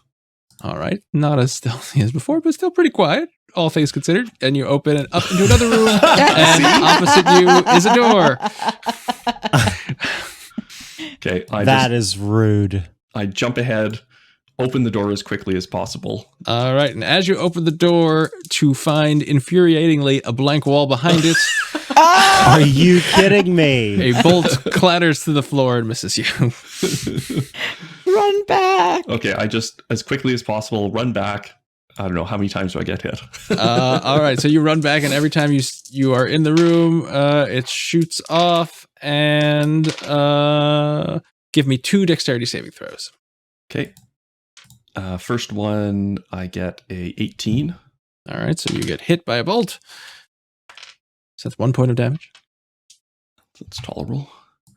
And then I do another dexterity savings throw, And I roll a 5 and get hit again. Oh, this time you get 10 points of damage. Ow! And then you burst out into the room with a couple bolts in you and an angry look on your face, I would imagine. Okay. Anybody? I'm down a fair bit of hit points here. How many? 32. 32? Oh, man. I have Oh. the good berries, which I can cast and give you 10 points. That's a first level spell for me. I got it. I'll Okay. do a 4th level cure wounds, which gives you 4d8 plus 5. 28 points. Oh, thank you. Nice. I feel much better now. Woohoo. So there was one door, and there is another door to the east. All right, I'm going to go. There's got to be something better through this door, he thinks. Absolutely. This next listen- door for sure. Yeah, exactly. This one is definitely good. Okay, 18 for perception. All right, you don't hear anything. Okay, and a 5 on stealth check. All right, and you open the door, Okay. and you see an empty room, Oh, Lord have a mercy. seemingly empty. Okay, I am also going to, what is it, 6 or 7 times bitten, twice shy. I'm noticing I'm a going pattern to here. do a perception check, just looking through the door, and I roll a 19. All right, so you look up at the ceiling and you see more of those holes. And you think something on the southern wall. There's something on the southern wall. You can't quite make it out, but you think something's not right with that wall. Let Linnell go because he has advantage against traps. Okay. So Linnell Now will. you tell me. I know. I forgot about it. I was like, do I say this or? We wanted you All right. to have the spotlight. Like you get Yeah. to the scene now. It's Linnell's turn. All right, I will walk in to the southern wall. Yeah. Yeah, I'll walk into. So as you walk in, you're looking. Give me a perception check as you're All right. looking at this wall. I roll. This is, I think, with advantage for you.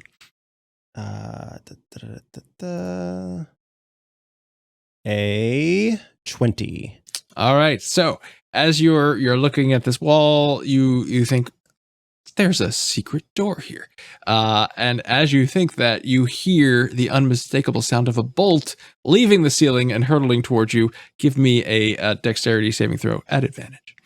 All right. We'll definitely take the 14 dexterity saving throw, and then I am resistant to the damage dealt by the bolt. I don't know All right. what resistant means. Is that half? Half damage. So you'll take half of 9, which is 4. All right, I can do that. And then you are, there's a secret door in this wall, and you know that you need to, there's a panel here that you need to pull down and then push inward. I would like to do that. All right, you do that, and it reveals another room that seems to have no doors. I'll go ahead and move forward into that room and do a perception check. All right, give me your perception check. And Alrighty. You know, this is I for secret got- doors, so if you get advantage for those, you should apply that. I got, oh God. No, I got a 12. All right, so you're With looking advantage. at all of the walls. You can't really, you're pretty sure somewhere there's a secret door because it's fairly obvious, but you don't know where it is. You do know that a bolt has shot from the ceiling towards you, and give me a Alrighty. dexterity saving throw at advantage. Oh, natural 20. All right, so you kind of pivot away and the bolt hits the floor. Can I do now that I've been shot at, can I sort of take a breath and try another perception check? Sure. Sweet. All right. Oh, natural 20 with advantage. 26. All right. So as you are now, you realize that there is another panel in this southern wall that pivots. So you push a pressure point and you pivot. And as you're doing that, you hear another bolt coming. Oh, man. And it does. So give me another dexterity saving throw. All right. First one is 14. Second one is 15. So I definitely think that hits. It does. You take 2 points of damage as you're pivoting open this secret door to reveal. I assume those 2 points of damage were the halved. No, actually it wasn't. So 1 point of damage. All right, cool. I'll heal. So you reveal another seemingly empty room. All right, Linnell will say, bear with me for a moment. It appears we're having another one of these situations, but perhaps we're getting somewhere. Did he say there was a bear with him? He did. Bear with me. It's for only for a moment. It's one of those momentary bears. I'm not a druid. That is my friend. Linnell walks in, and once again, perception for doers. Let's see. Sorry, rolling twice to see. 24 is my highest. All right. You notice that there is another secret door in the southern wall. This one you need to pull inward, and then you pull up at the bottom like a stuck window. And as you're doing that, a bolt doesn't even come near you, but it shoots off. And you look into this room. And it is a very, I guess, 10, 20, 30, 40, 50, 60 feet. That's a big room. 60 feet by 20 feet. Completely empty. Okay. No doors. It's a bigger room. No, I think I'll traps? keep going. You folks can run after me if we need to do it. I will go ahead and once again. Yes, give me a perception check. I wish that there was a way for me to turn on advantage on this. Okay. Oh yeah, a lot of clicking. 22. All right, and so this time you notice a secret door to the west on the western wall, and then a bolt clatters harmlessly onto the floor, and you are in D. So, well, this one's not very exciting. This one just slides up. So, if you go over to the most westernmost wall, it slides up to reveal, and as you're sliding it up, because it actually takes you a bit to get across the room, another bolt shoots out, but it clatters against the floor and misses you. I call out, don't forget that you can use Mage Hand to do that. Oh, that's true. In case there are any poison needles. Another very familiar empty room. Yeah, we're definitely perception checking it. You have to be in it to do that. So I'm gonna move you in. Boop. 17 perception. If past is any indication, there is a secret door in here. You just don't know where it is. Okay. But you do know you need to give me a dexterity saving throw because a bolt shoots out. Know that. Let's see. All right. 14 was my highest, so I know I'll take damage, and it's halved. You take 5 points of damage, which would have been 10 points of damage. But. Got it. Okay. After being hit by a bolt, I'll roll perception again. Yes, it sharpens the senses. It does. That was even worse. Oh no. Well, as you're doing that, a bolt kind of lodges into the wall next to your head, but misses you. I wonder if I have anything that could give me like an umbrella or something. I need like a plus to my. I don't have anything like that. Okay, I'll just roll perception again. Right. Still looking around. Oh, could I roll investigation instead? But I won't get advantage, so never mind. Let me keep doing perception. Oh, there we go. 24. All right, so you find in the northern wall, which is what you're standing in front of, instinctually, that there are double pull panels here. So you pull them inward. There are 2 panels. They open up. And give me a dexterity saving throw as another bolt kind of shoots out at you. As I reveal the next room. Yeah, my highest was 14, so I definitely take that damage. All right, you take 3 points of damage, which has been halved, and it reveals everyone's Oh, no. favorite empty room. All right, If this well, comes back round. yeah, then we are leaving. All right, I enter the room, and once again, I perception check first before I get hit by fun things. Maybe get hit by fun things. Okay, give me a higher one. Oh, come on. No, those were not high enough. 11 and 8. All right, well, you will need to give me a dexterity saving throw. Okay, we're really giving this random number generator a go of things. 17 was my highest, so I imagine I'm going to take some damage. You are another 3 points of damage, but you can make another perception check. Alrighty, and perceive.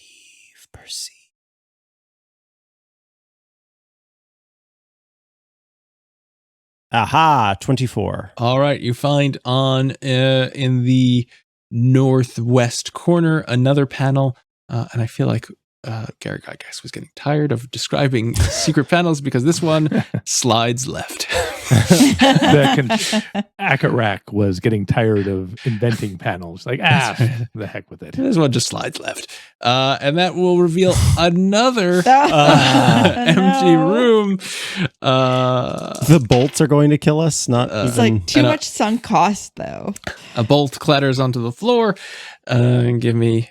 I'm assuming you would like to do a perception check. I would like to perceive, please. All right, give it to me.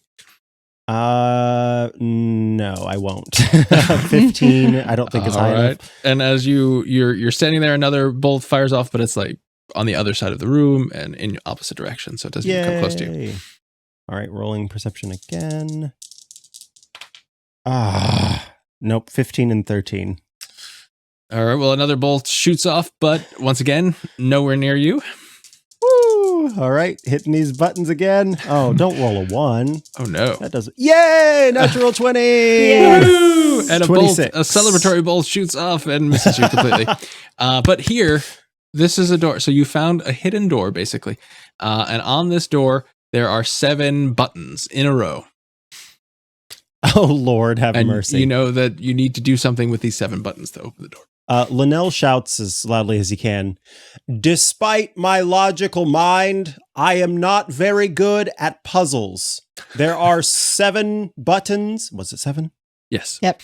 Okay. 7 buttons. I can describe them to you if you would like, and perhaps I could have some help here. I will use message to say, are they different colors or something? And do you need me to roll perception for the buttons? Nope. Or can I just They're see just basically 7 brass buttons. They're small buttons. They all look identical. Okay. Identical brass buttons.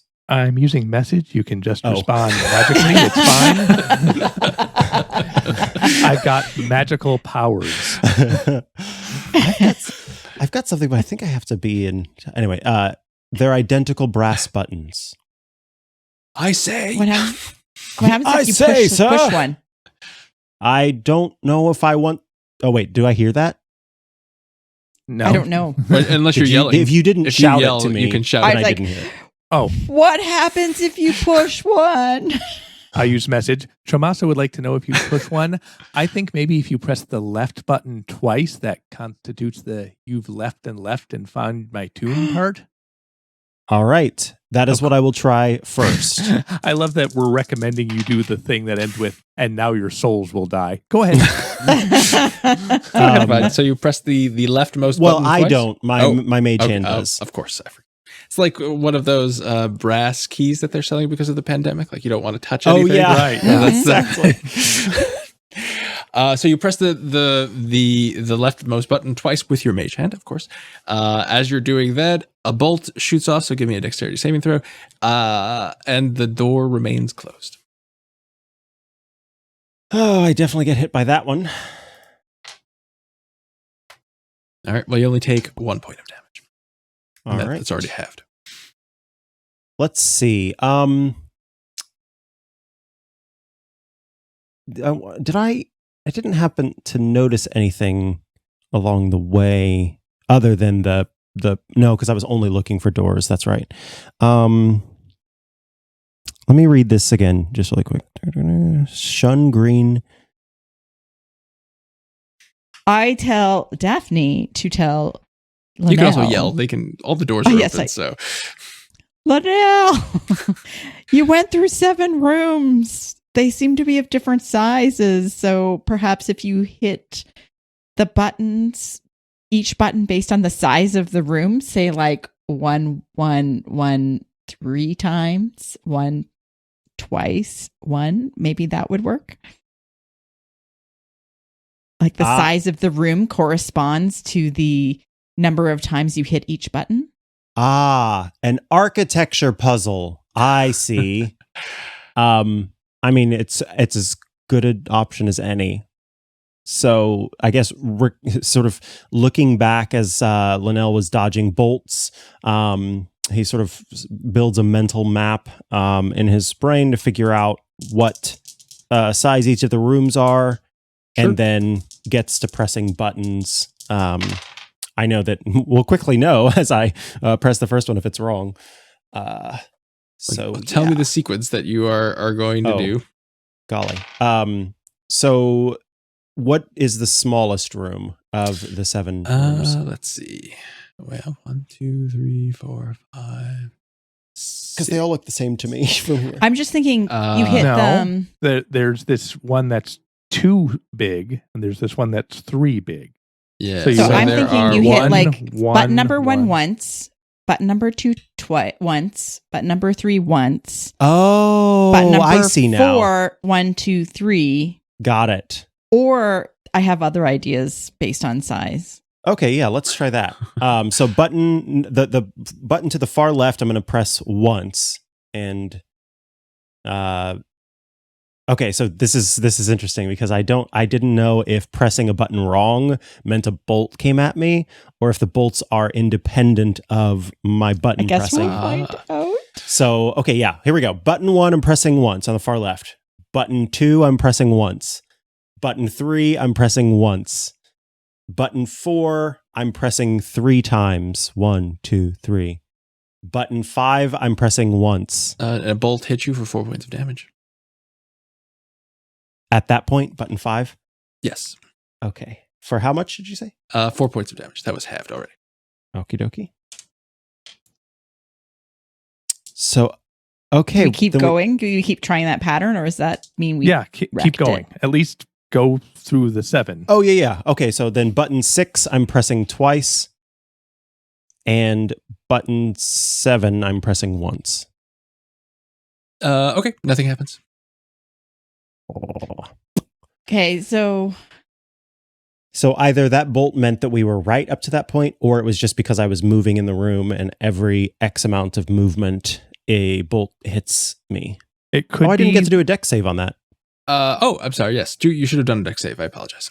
Let me do that. It could be that you need to go in the other direction because it would be west to east. Or try pushing button 5 again and see if it causes a bolt. Oh, good idea. I'll do that first. But does a 20 save?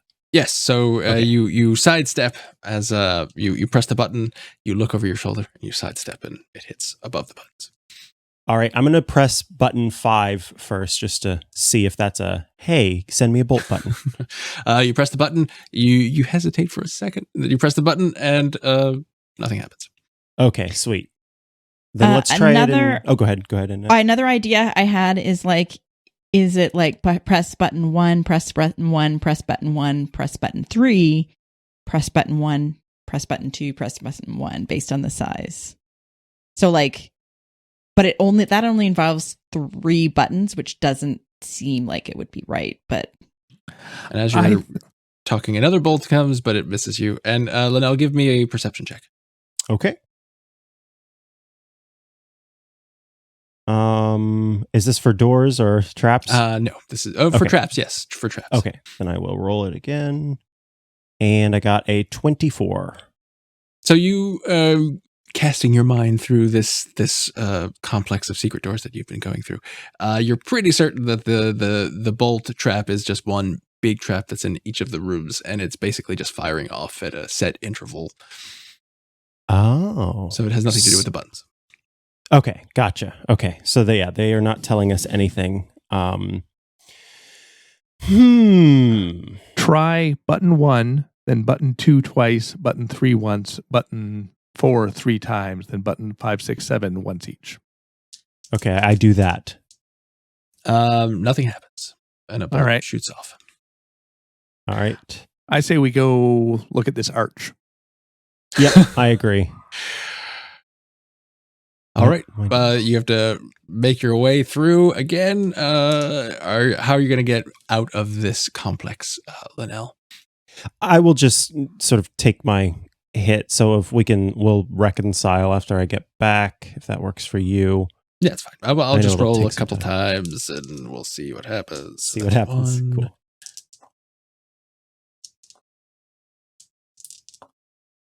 All right. Give me 2 dexterity saving throws as you're running through. Bolts are shooting off. Advantage. Okay. Let me just go ahead and get them all out of the way here. I get hit by both of them. All right. Well, then you take a total of, and this is already halved, 6 points of damage. All right. All right. So you're through I imagine you're just going to leave the secret doors open. Yes. Okay, so they're there. If you want to come back, it'll be easy enough to get through. And you all know, well, actually, Linnell's the only one who's seen where most of the secret doors are, but they're open. So anyone can get through easily. Or at least they're open at the moment. All right. So where would you like to go? How's Linnell doing damage-wise? I've got 115 out of 138, so I'm okay. Yeah, you're fine. Yeah. Hey, you're fine. Walk it off, Linnell. So should we all just, wander down to the... I guess we didn't really say. Got a devil face and an arch. I think so. So we wander down to the arch, being careful of avoiding all of the traps. Yes. All right. And so are you going to go into the arch is on this most easternly wall of this room. So I don't know why they didn't actually draw the arch, but yes, I'm going up to the arch. All right. So as you approach the arch, the stones on either side of the base and the keystone protrude slightly from the stones around them. As you move within touching distance of the arch, the left-hand base stone begins to glow yellow, the right-hand base stone orange, and the keystone 7 feet above blue. So the left is yellow, the right is orange, and the keystone, which is above, is blue. And then the archway is a stone archway. It's filled with a veil of thick vapors that's just kind of swirling. And I should say that the red path goes through this room and right up to the arch. I would like to study it and maybe do an arcana check to see what this arch might do. Okay. Give me an arcana check. Ooh. I rolled a natural 20, so a total of 23. All right. Let me just look something up. Oh, thank you for the proof. Means nothing, but... So you definitely know that this is some sort of conjuration magic. You have a deep sense that it is a teleportation archway of some sort. You don't know where it will take you, but you feel like if you walk through it, you're going to end up someplace that isn't directly through the archway, because I suppose every archway teleports you to the other side of the archway, but this one will take you somewhere. You don't know where, and you do feel like the stones are glowing, and you think back to you're a bard. You've heard many tales of these kinds of dungeons, and you feel like that there's some sort of sequence, although you don't know what the sequence is, like to press the glowing stones to activate this All right. Shun green. There isn't green. There is blue and yellow. Night's good color. I don't know what that at all. But that, yes. Is night's good color black? Yeah, I will press the orange keystone. Okay. You press it, and it kind of moves in and stays in. I will press the yellow and then the blue. All right, it goes in. The yellow goes in. The blue goes in. The vapors seem to swirl, or not. They continue to swirl, I should say. I walk into it. All right, let's go. Daffné disappears. I see you disappear and figure, Hang on. well. And then after Daffné goes through, the stones pop out again and they fade because no one's standing close. But if you stand within touching distance of the archway again, they light up the same colors. Oh, do we remember what order he pushed these in? Was it orange, blue, yellow? Blue was last. I don't remember, but you would remember because you're standing there. You just saw me do it. Monty can tell you what it was. If he remembers. Orange, yellow, blue then? I think it was orange, yellow, blue. Okay. Scott, I have IM'd you a question. Yes, I was looking up the answer. I know the answer to one part. Okay.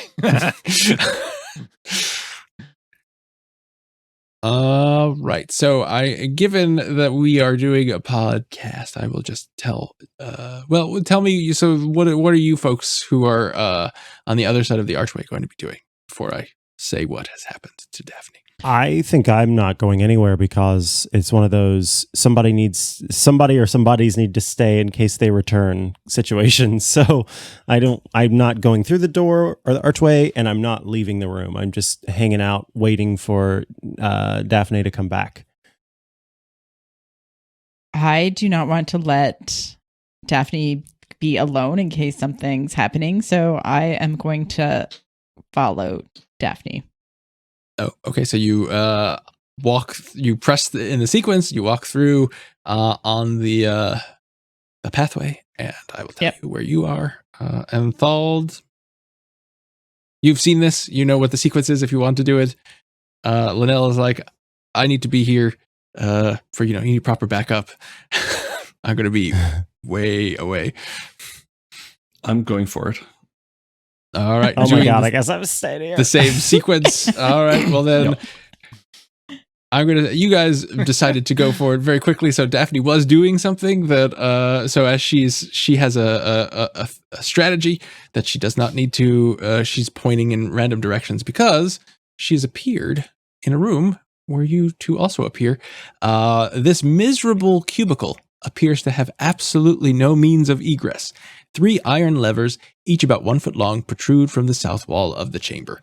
And Daffné wasn't in there really long enough to do much of anything. So now you all 3 are in there. You probably don't know where you are, but it is, you're still on the map. If you, Nick found himself. So if you, it's just a little down and to the right, I guess, or left. I found it. Okay, everybody knows where they are, so I will stop. So you are in basically this room that is featureless except for 3 iron levers on the south wall of the chamber.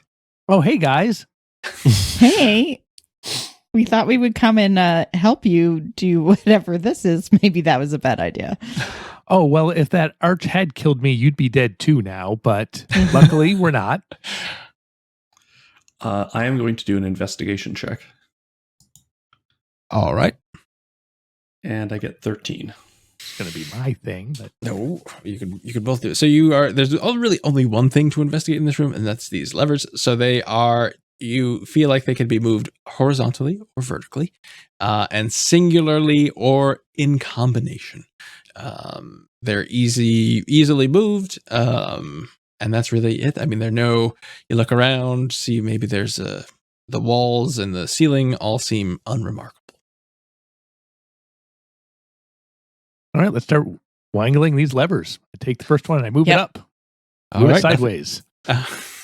You move it up and nothing happens. All right, let's move all of them up at the same time. All right, you move them all up at the same time, and in the center of the ceiling, 10 feet above, a little trapdoor opens. Boop. Oh, I will fly up there. All right, you are in a crawl space that is about 3 feet square, and it turns east, and then it's kind of ends in a blank wall. I fly back down. Okay. So what happens if we push them all to like the west? Let's find out. Nothing.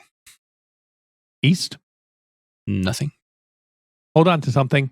Well, hold on to the Okay, levers, I guess. Holding. Down.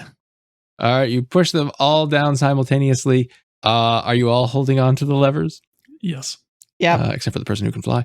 The floor disappears, and everyone give me a strength check because you are peering into 100-foot deep pit Holy moly. that you are now dangling from 19. levers above. All right, you're fine. 25.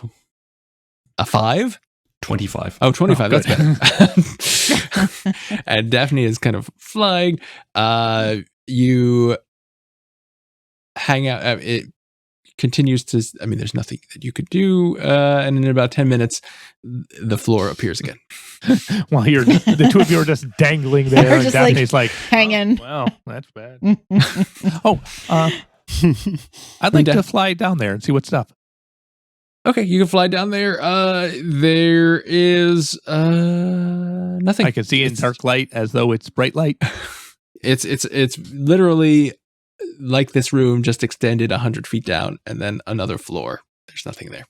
No levers or anything down there? No levers. All right, I fly back up. Okay. And then after 10 minutes or whatever, 9 minutes and 30 seconds, the floor closes and you had noticed, you probably weren't really noticing because you were dangling over a pit, but you look up at the ceiling and that trapdoor has closed as well. Huh. So Did you do an investigation or perception check whenever you were up in that? No, Space? I was just doing it quick. First, before we do anything, I'm going to return to what I was doing before, which is pointing Sure. You had 10 in minutes. a circle So let's give chances. and casting message over and over again, trying to find where you guys Alright, were. so I would say after like 4 let's see what a number of attempts, you find Linnell's direction, and Linnell, you hear, what message are you sending out? Hi, we're here. We're safe. Respond if you can. So Linnell, you hear that Daphne's voice in your head say that. Okay. And then I respond, very good. I am still in the original portal room awaiting you. Do you have a way back? Not yet. Good to see you, or hear from you anyway. There's a crawl space that I think is going to turn out to be good. Thald and Chamasa are currently dangling from iron levers that were in the wall. They say hi. Linnell says hi, guys. Should I come that Don't way, wave. or should I maintain my position here? Maintain your position there, I think, for now. We don't know that we can get out. I mean, I can get out, but they might not be able to. Understood. I will hover up to, once everything's back to normal. Mhm. Okay, guys, levers up. We're going to go up through this trapdoor in the roof, and hopefully there's a secret door at the end of the crawl space. All right, so you push the levers back up. The little secret door opens. You're very accomplished adventurers. You can all somehow shimmy into this. Well, one of you can fly, but the rest boots up, pull up. You're a team. You're all in this We're crawl strong. space that ends in a blank wall. Perception or something. Yes, give me a perception check. Anyone can. 20. 22. All right. Ooh. You 16. everyone but Thald says, hey, there looks like there's like a plug in that wall. I can push on it, I think, and get through. I push on it. Push. All right. You push on it, and it reveals another little crawl space that you, I assume, crawl through. After a little bit, you see this door, like a hatch. Do you want to open the hatch? Yes. You open it, and you see before you a bunch of spikes that look like spikes that were on the bottom of a pit. Is that like a dead end? It's either the spikes or nothing? So you will notice that these spikes look exactly like the spikes at the bottom of the pits in the entrance hall that you came in. Oh, is there a Oh, hatch above us? And yet you look up, and there is a covering and some above you, 10 feet, and you know that those pits were 10 feet deep. All right. Well, I'll float up to it and Eldritch Blast. All right, Linnell, It's you force hear damage. Linnell, as you are looking at the portal, you hear from behind you the sound of a cover kind of shattering under Eldritch Blast, and you look and you see your compatriots crawling out of the pit that is the southernmost pit near the Devil's Face. Intriguing.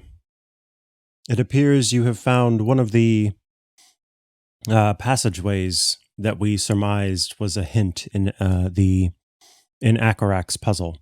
Yeah. And now you know when you come through the door at the bottom of the pit, whoever the last person is looks back at them and looks at the wall, and there's nothing there. I mean, there's a wall. What do you there, mean? But there's no door or Oh, evidence of a door, and you Okay. looking for weird portally stuff. weird portally stuff. Yeah. Should we try another combination If you want. of I mean- colors? Oh, yeah. Yeah. You're right. Yes. So it's sort of like we have to dial the right combination. And I believe we did orange, yellow, blue. Yes. What if we divide the yellow and blue as a shunning of green? I like that. So we So could just try. press orange. No, just do yellow, orange, blue so that you've separated. Oh, Yellow I and see what you blue. mean. I love Oh. it. Let's That give it a might try. be Good way idea. too esoteric, but let's do yellow, orange, blue. All right. Love it. Yellow, orange, blue. You put it in. The stones stay depressed. The gate remains unchanged other than the depressed stones. Is someone going to walk through? Chomasa, Yes. do you want to take lead on this one? I'm gonna go. Nice. All right. You appear in a miserable cubicle that appears to have absolutely no means of egress. It's the same room. Well, it appears to be the same that you were in before. Okay. Well, I immediately push all of them up. And you will be able to quickly pop up, after X number of times. You're like, hey, I'm over here.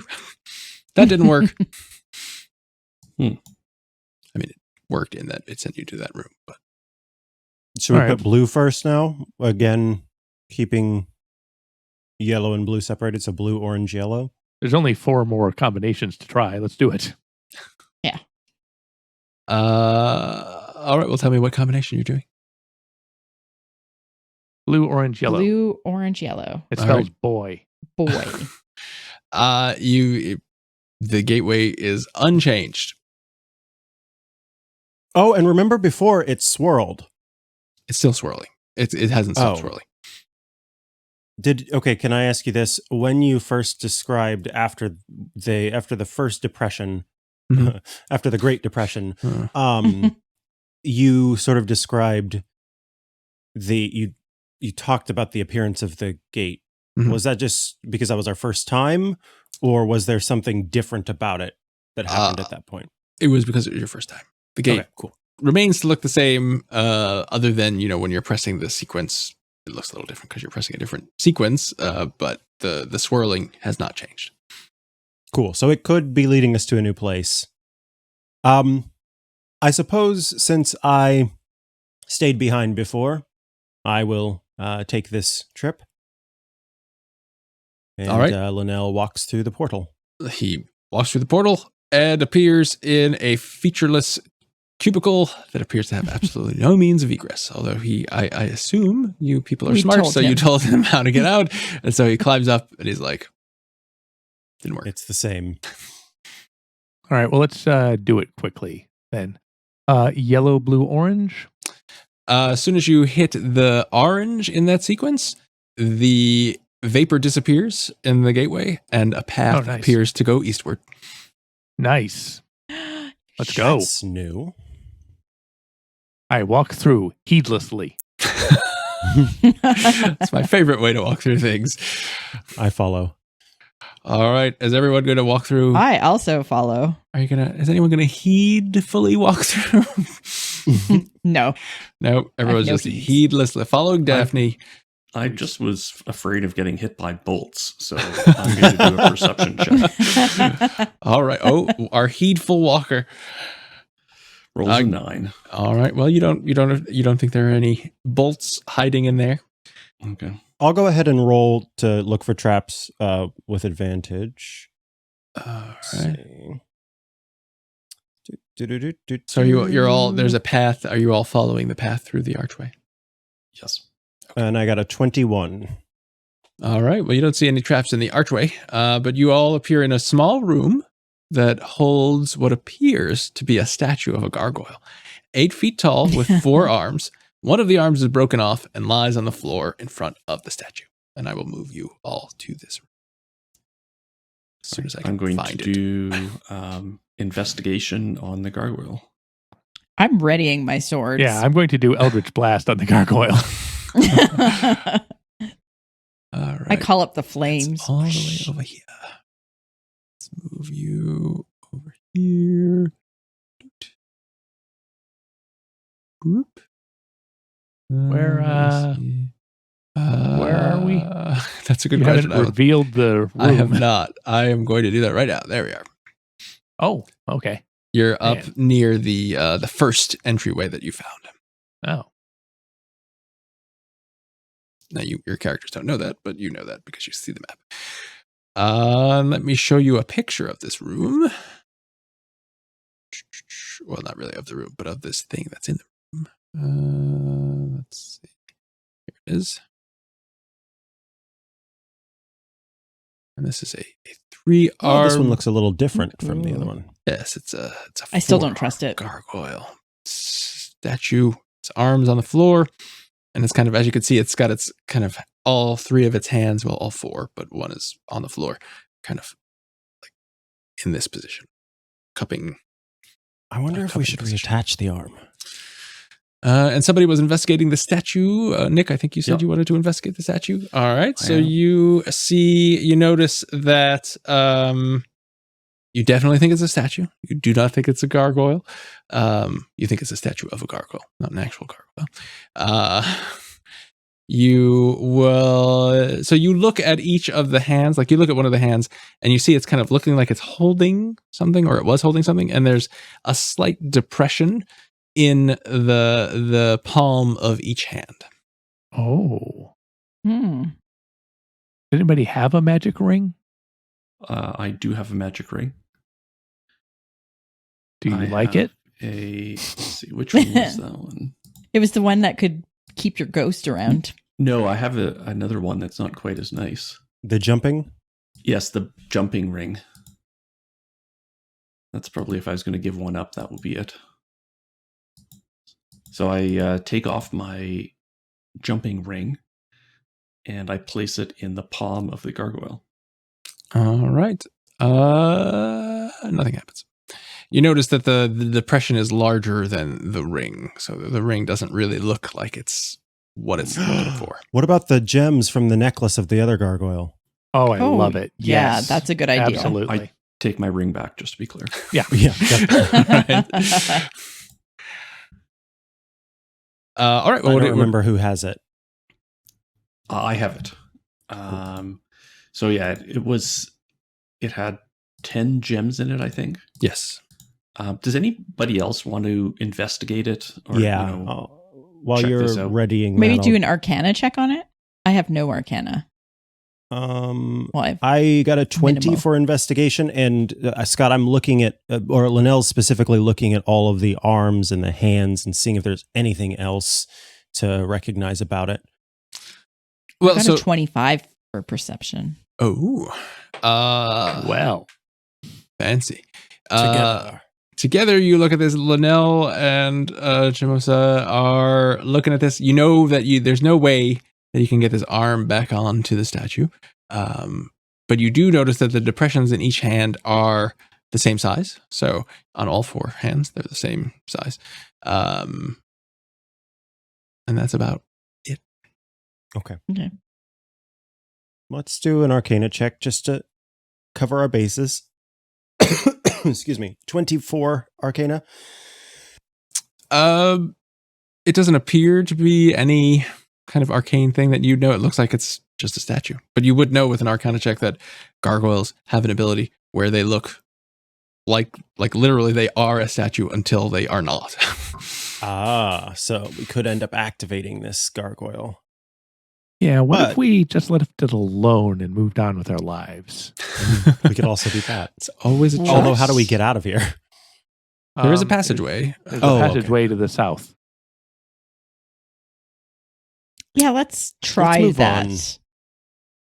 Try it leaving. Yes. Okay, you could go down the passageway. And you pretty quickly find that the passageway just ends in a wall. Perception going check at the end of the wall. Give me a perception check. 16. I rolled 19. It appears to be just a wall. Hard, fast, like not sandy. Nope, just a plain old wall. All right, I'm Mhm. gonna roll perception just in case it's just a high. No, I didn't get anything better. Well, let's try fixing this gargoyle. Let's try the gems in his hands to see Yeah. what happens. Okay. Oh, I know.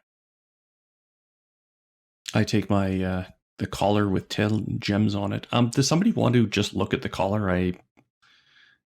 Because I never figured anything interesting out about it. So Let's Oh. put what if we put the collar on the gargoyle? okay, Oh, could do I that. hand the collar to Daphne. Daphne. Ooh. You have a good. Oh. She puts it on. It- It looks very It fetching. looks good. Yeah. Not bad. I put the collar on the gargoyle. Okay, so the gargoyle it's a pretty large statue, so you kind of you're fleet of foot though. You hop up on a knee and then put it around the I'm gargoyle's neck. flying. Oh, you're flying. I forgot you fly gracefully. Also, I have gloves of climbing and swimming. Just in well, case. there you go. So no problem getting up to this. Long story short, and so it appears as though this gargoyle statue and the gargoyle previously that was an actual gargoyle had the same exact neck size because it fits perfect. But nothing else happened. But nothing happens. All right, I take the collar back off. Hmm. So, do we want to try putting the gems in the hand? Can I do a closer investigation check of just the impressions in the hands and the palms? Sure. All right. I got a 21 investigation of the impressions. All right, so you're looking at in the palm at the impression, and you think, I have seen this shape before. Where have I seen this shape before? And then you look over at Thald as he's taking the gems out of the collar, and you realize that the gems are the exact same shape as the depressions. Excellent. Linnell didn't say that. That wouldn't be his character. Linnell says, it appears that the gems are meant to be placed in the palms. Perhaps we should try that. Let's do it. Everybody ready attacks? Yep. My sword is. Whoosh.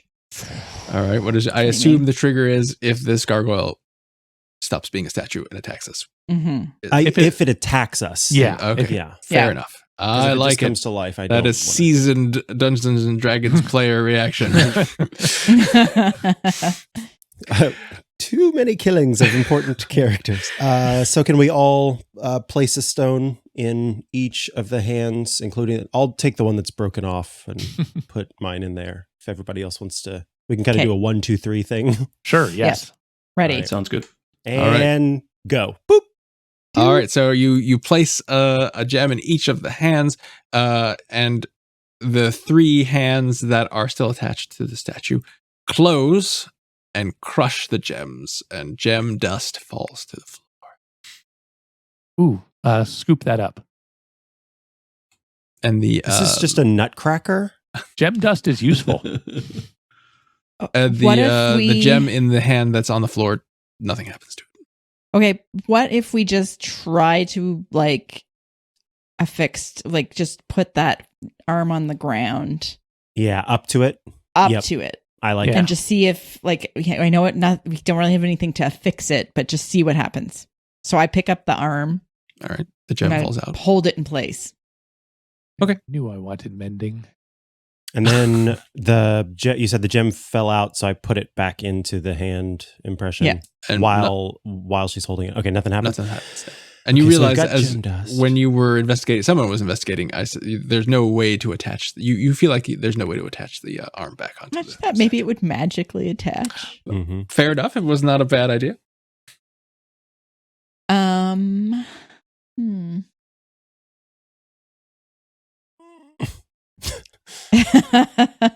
And we have 7 gems left. 7 gems Yes. left.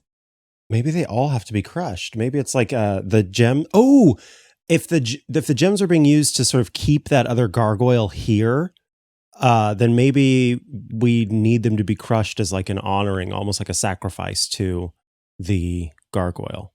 So if they're all gone, then the gargoyle can be free, kind of thing. That's just a thought. I don't know. I like that. Let me put the collar back on the gargoyle. Maybe the collar needs to be on when it crushes the gems. Oh, could be. Yeah. Okay. All right. The color is on. We put 3 more gems in the hands then. Are you going to do the whole 1, 2, 3 thing? No, one at a Yay. time. Okay, one at a time. Oh, okay. Well, Yeah. as soon as you place a gem in the hand, it crushes it. And then Okay. it'll do it, crush 3 of them, and the dust falls onto the floor. We're down to 4 gems, but we have a lot of gem dust. It's true. It's a Gem valuable dust is spell a try- component. material component for a lot of stuff. It's Mm. worthwhile.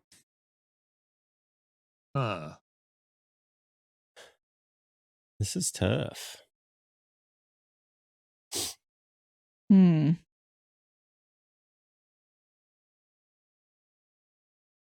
Is there some way We're we all could thinking. prevent the gargoyle from crushing the gem? Like put it in and...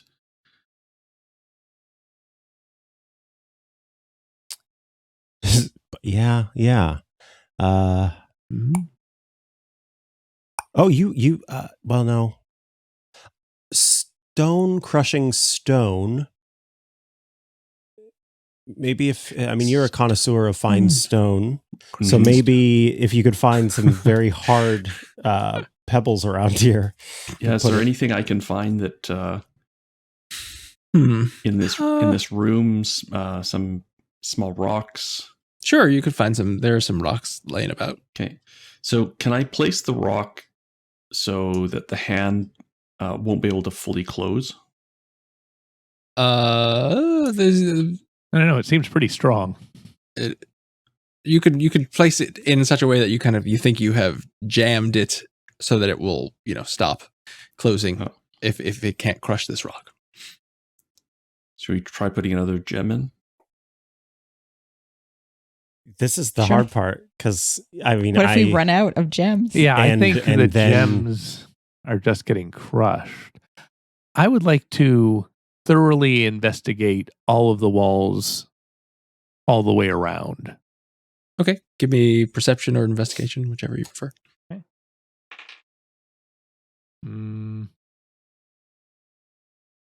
It's perception, and it's a 16.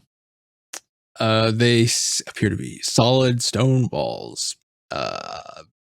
Naturally hewn. They're roughly worked, but certainly not natural.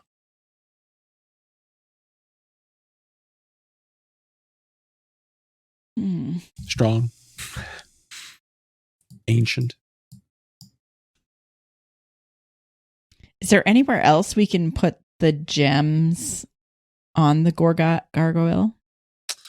No Yeah, other does it place. have eyes? It does have eyes, Yeah. so you could place it on the kind of the eyes. It doesn't look like the eyes have been. There's no hole. There's no it's not designed for that, but you could place them on it. It is clear that the concave portions of the hands have been designed for whatever reason to do this. Maybe we just need to have all the gems crushed. What if we take some of the crushed gemstones and then like throw it at the wall that's blank? Maybe we need crushed gemstone and it will reveal a secret door. What kind of gems are they? Give me a nature check. Nature? Well, gems are natural. Okay. 13. They are blue quartz. All right. They're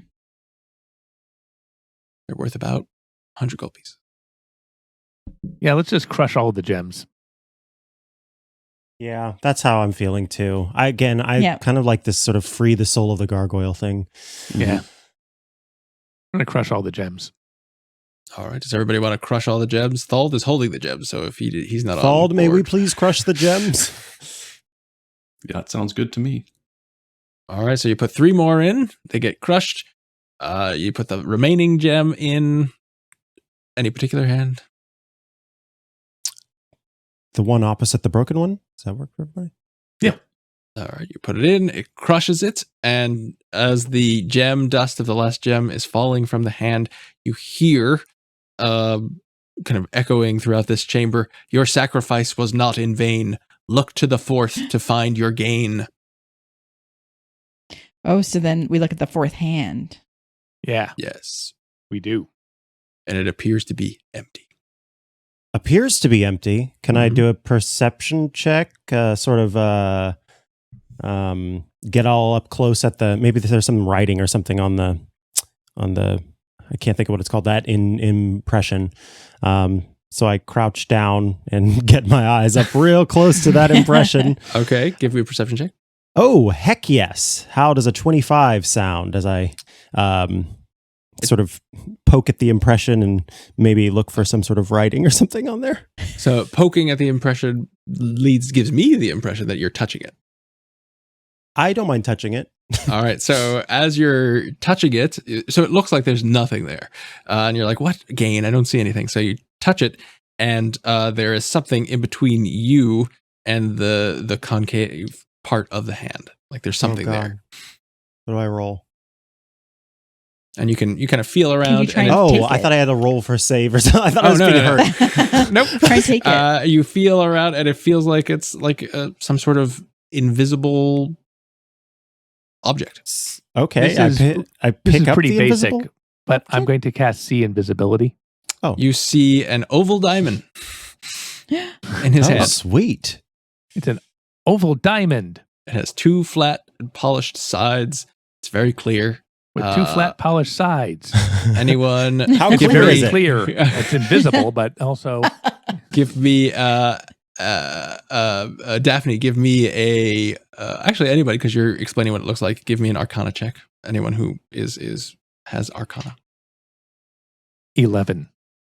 You need better than that. 20. You would know that Daphne is describing what sounds to you like a gem of seeing. Okay, and what is a gem of seeing? A gem Maybe of you can help us seeing. see a door. You speak the gem's command word. It does require attunement. You Oh, crap. then for the next 10 minutes have true sight. True sight is lets you see in normal and magical darkness. You see invisible creatures. Objects automatically detect illusions, succeed on saving throws against illusions. You can see the real shape of shapeshifters.